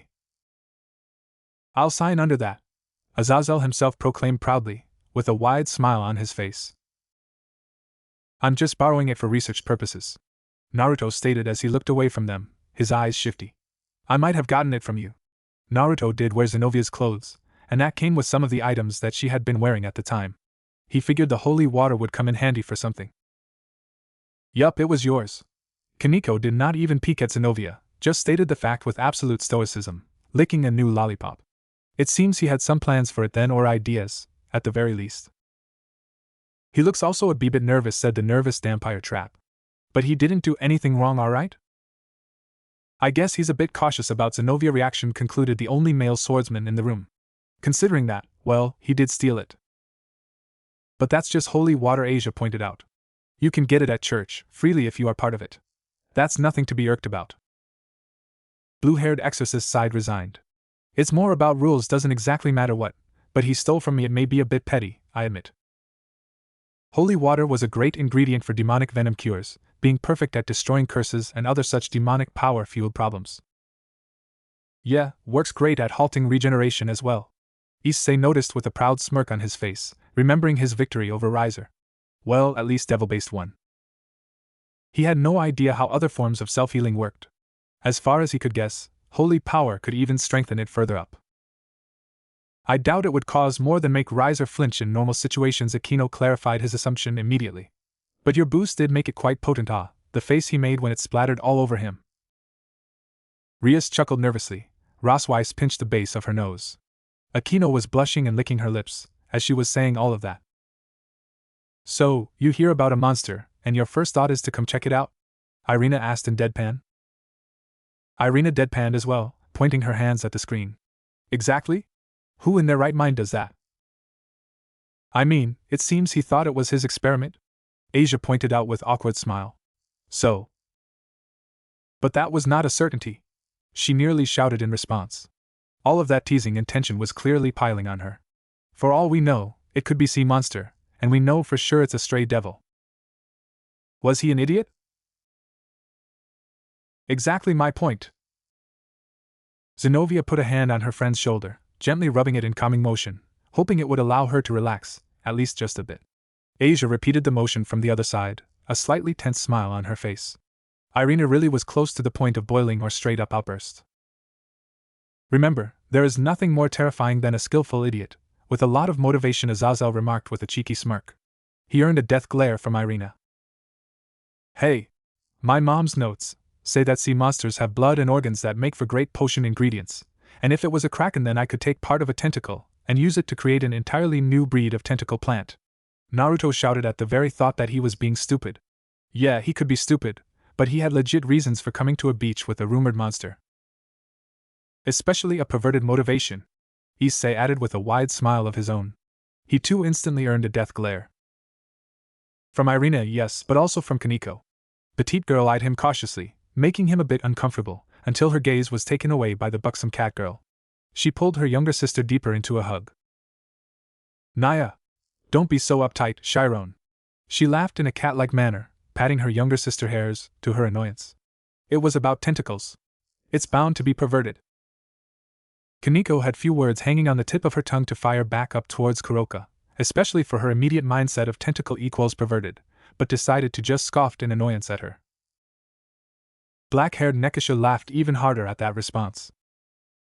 To be honest, I'm more surprised he's self-aware, she said, after finally calming down. Dense people tend to not see it in themselves. Valis sneered at his female companion remark. Talking from experiences? Yeah, with you. Girls around her giggled at that small fight, even the two participants snorted after a moment. Plato, you saying, I know that I know nothing. And I guess that could apply here as well, said Azazel, smirking as well. The boy knows his own weakness. He showed up, and there just so happened to be a dolphin, injured by the monster. He took samples of the poison and added it to his ingredient collection, and as his thanks for the new ingredient, he decided he would save the dolphin's life. Irina sighed. Well, points to him for being a good guy. Despite being a pervert? Kuroka teased the angel, clearly unable to pass that opportunity. You seem pretty resentful so far, Naya. Oh, my grudge did not disappear, I assure you, she responded with a fire in her eyes. I just cannot understand why he is wasting his talent on being a perv. Some people just finds their fulfillment, their life goal, in the most strangest things, said Serzex. Keeping a peace, being the best, and he seems alright with advancing his alchemical skills through those perverted experiments. He would have saved it anyway. Ah, that's just sweet. Asia could not hold her awes over this act of kindness. Helping cause of being paid was still helping, but selfless help hit just different, and of all people, This cute former nun could really value such act. That's stupid, you're stupid! Why do you make perverted things all the time? Irina shouted at Naruto as he added holy water into the potion. Yeah, that's what I want to know. Chestnut-haired girl agreed with her counterpart. Like, I get he's improving his alchemical skills, but why all he does is so depraved? Have you ever seen an alchemist at work before? Azazel asked her, leaning on the couch in the girl's direction. It's super boring work. Is it really? Irina raised an eyebrow suspiciously. Seems like a lot of fun to me. Practical stuff can be as fun as it is dangerous. Rossweiss joined their discussion.